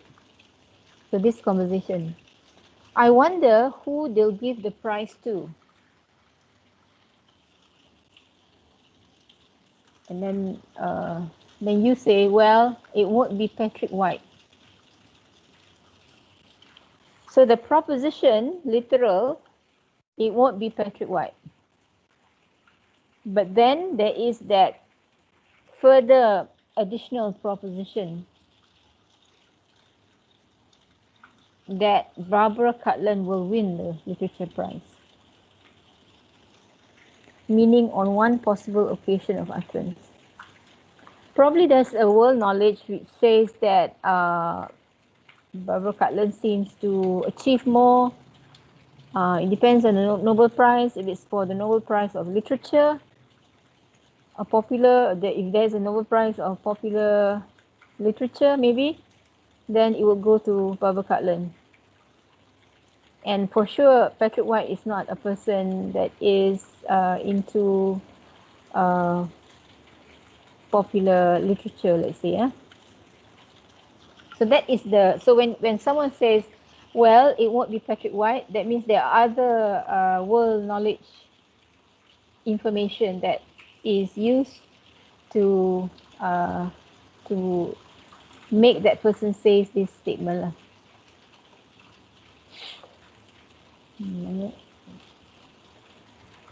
So this is meaning go beyond the meaning of what is said. So this is the situated uses of language, this grammatics, is what I said to you lah. Hari tu kan, I like a glass of water. So it depends on the situation of language use. So if it's in a restaurant, a request. If it's at top of mountain, to report a desire.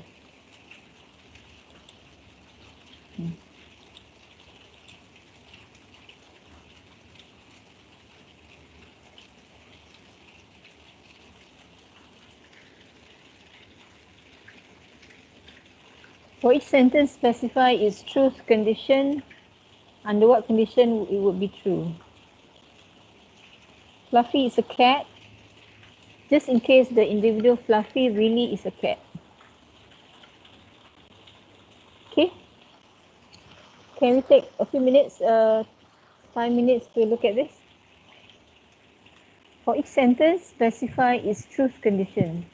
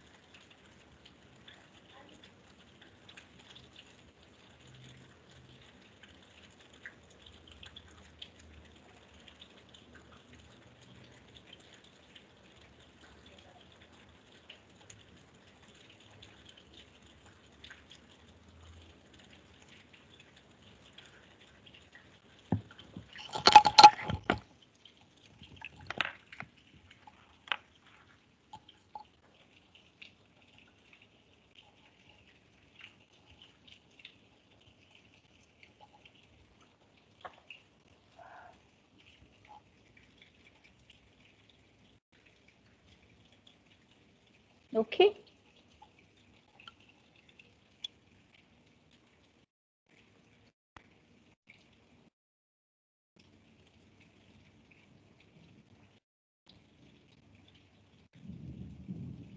Shazanani Akmal. Yes, doctor. Can you do A? Yes. Bob traveled to France. It can be true. He he travels to France. Maybe like if he has. Doktor dengar tak? Ya, ya, ya. Maybe if like he has proof that he went to France, like a picture, he took a picture there. If the truth condition can say. What if I say to you now, Mm-hmm. I say to you, Bob travel to France now. Berapa hari bulan hari ni? 20 eh? 19. Pada 19 bulan Oktober, saya cakap dengan Shazanani bahawa Bob travelled to France today. What would you what can you specify whether the sentence is true or false? It can be true. You already said that it can be true, kan? That there is a person named Bob and Bob had travelled to France. Okay, that's true. Okay. When is it false? Maybe the person is not Bob who traveled to France. No, I gave you the situation. If I tell you now on the 19th of October, that sentence.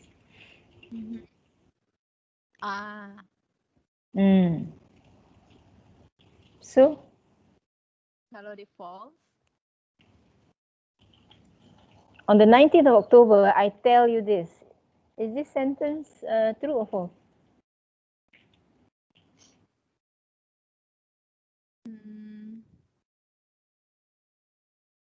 Tadi kita kata tadi kita pakai logic, kita pakai real world knowledge.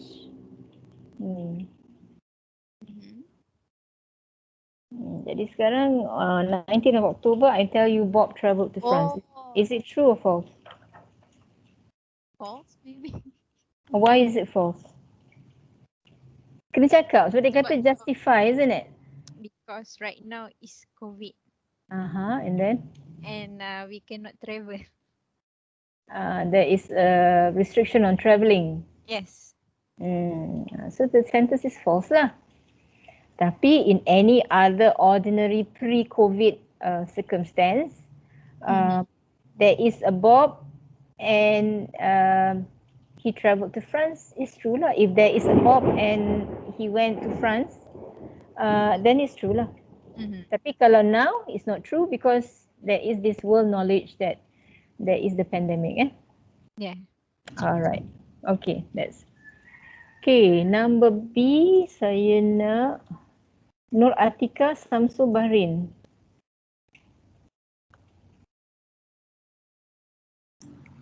Yeah, Doctor. Is it true or false? It's true because Barack Obama is really the 44th president of United States. So betul lah, he is the 44th president. Yeah. So there are two things which But need to be true. it also cannot be true because the Barack is not spelled like that. Barack has only one. Barack's name only has one R. So if there is someone named Barack with the two R, then this sentence is not true. So it can be true and it can also not be true lah. It can be true if it is a typo. Yes. But it's not true if there is actually this man with the name Barack but two R's. And he's not the president of the United States and he's not even the 44th president lah. Jadi for this sentence to be true, it has to be a person named Barack Obama, and this Barack Obama is a president of the United States. And then he is the 44th president. So these are the conditions that has to happen, has to occur for this sentence to be true lah. And then I think Aisyah tadi yang cakap it could also be not true because the spelling is different. Okay. Faham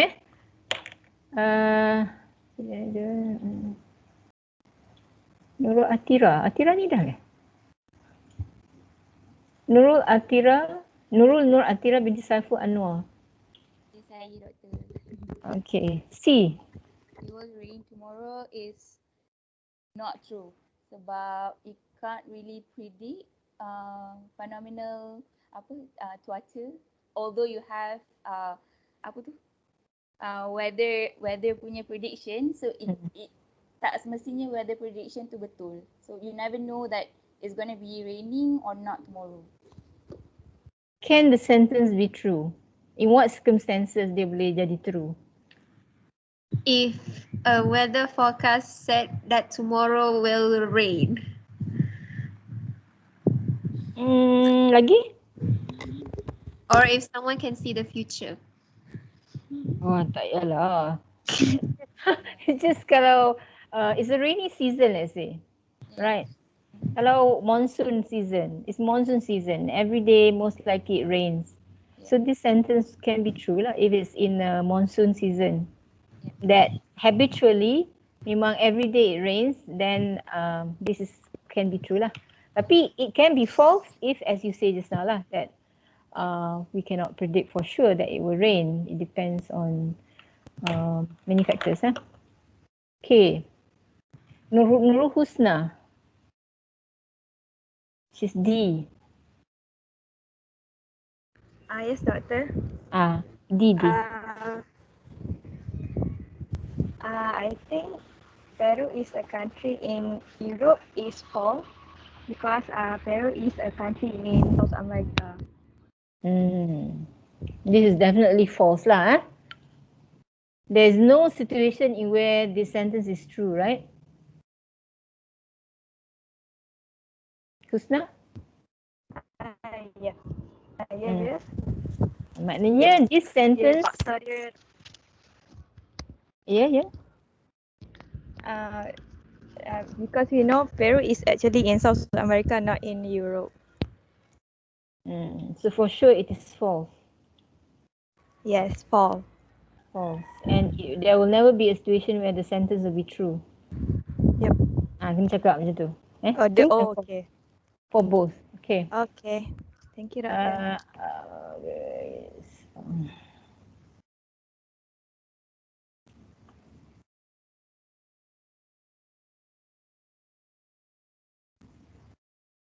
Alia Munira. E. Can you hear me, doctor? Yes, okay. So for E, I think it is false because scientifically the Earth is in round shape. So it's false, because science tells us that the world is round. Yes.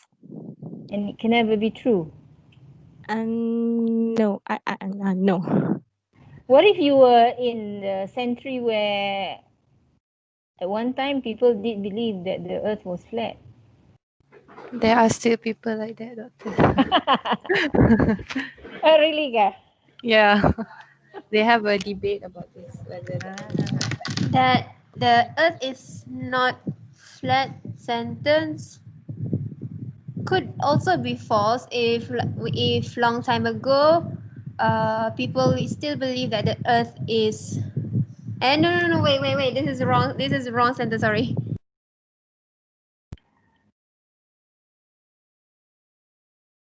When can it be true, soalannya?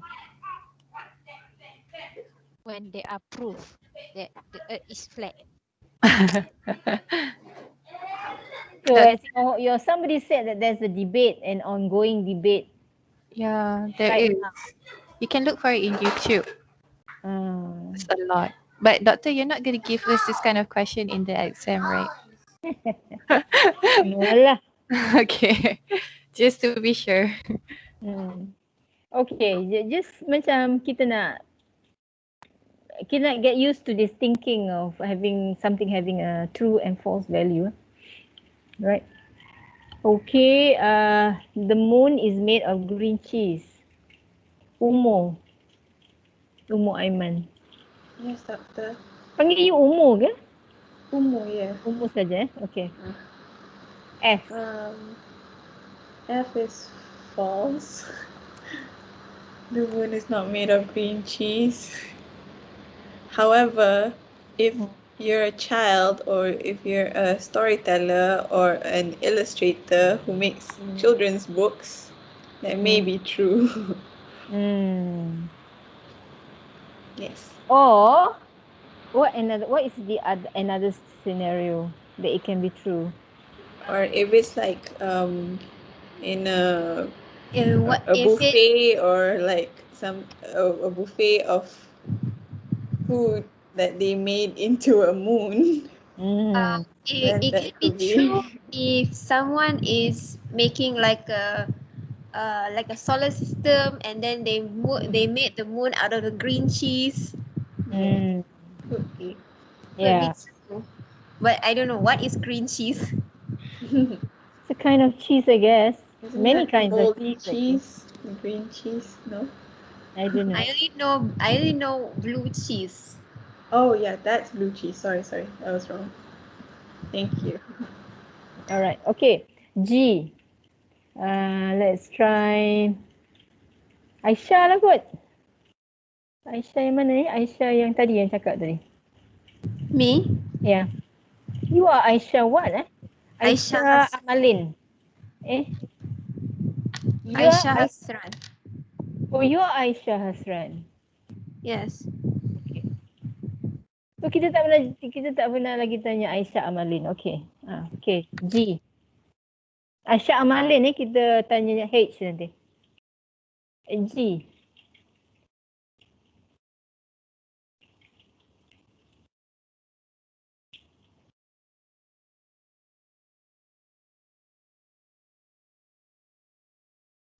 Aisyah Amani jawab yang H ke G? H. Okay. Ni Aisyah. Aisyah apa tadi? Aisyah yang selalu cakap tu. Kat sini. Aisyah. Asia Aisyah, isn't it? Yes. No. Oh, you are Aisyah.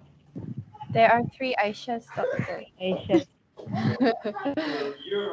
So there's Aisha Hasra, Aisha Amali, and Asia Aisha. So tadi tu Siti Aisyah Hasra, is it? Yes. Okay. Siti Aisyah.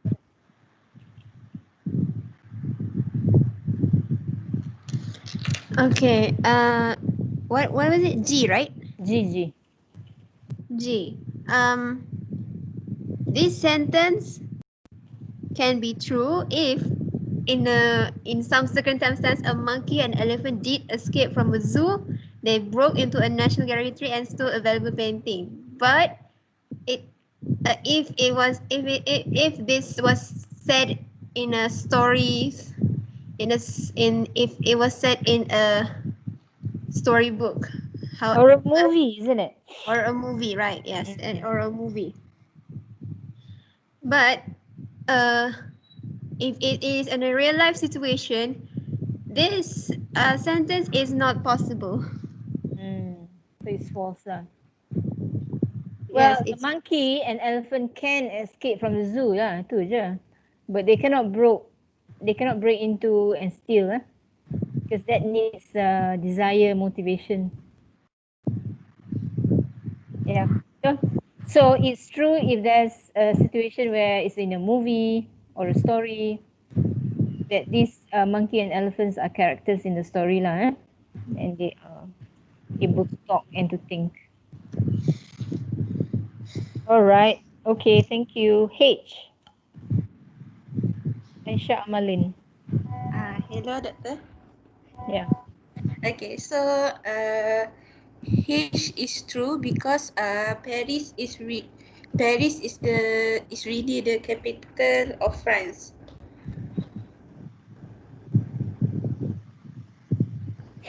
Yeah. And can it be in any situation false? No, because Paris is really the capital of France.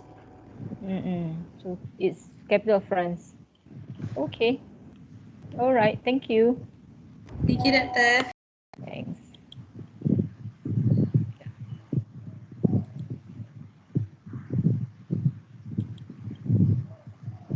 All right. So for this class, you're going to read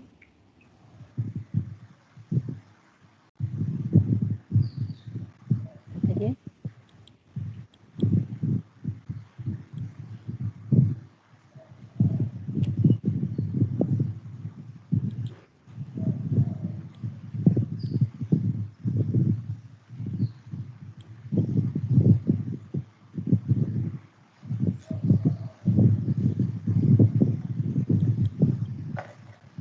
Okay, so I think we stop at that. Any questions? Yeah, the test for the entailment is a bit too crazy for me, even. So the aim is to see to have that tool, test A or test B, to help you to determine whether there is an entailment. So we have to read and understand, and see how it can be used. All right. Okay. This is the reading from the same book. So hopefully by next week. By next week.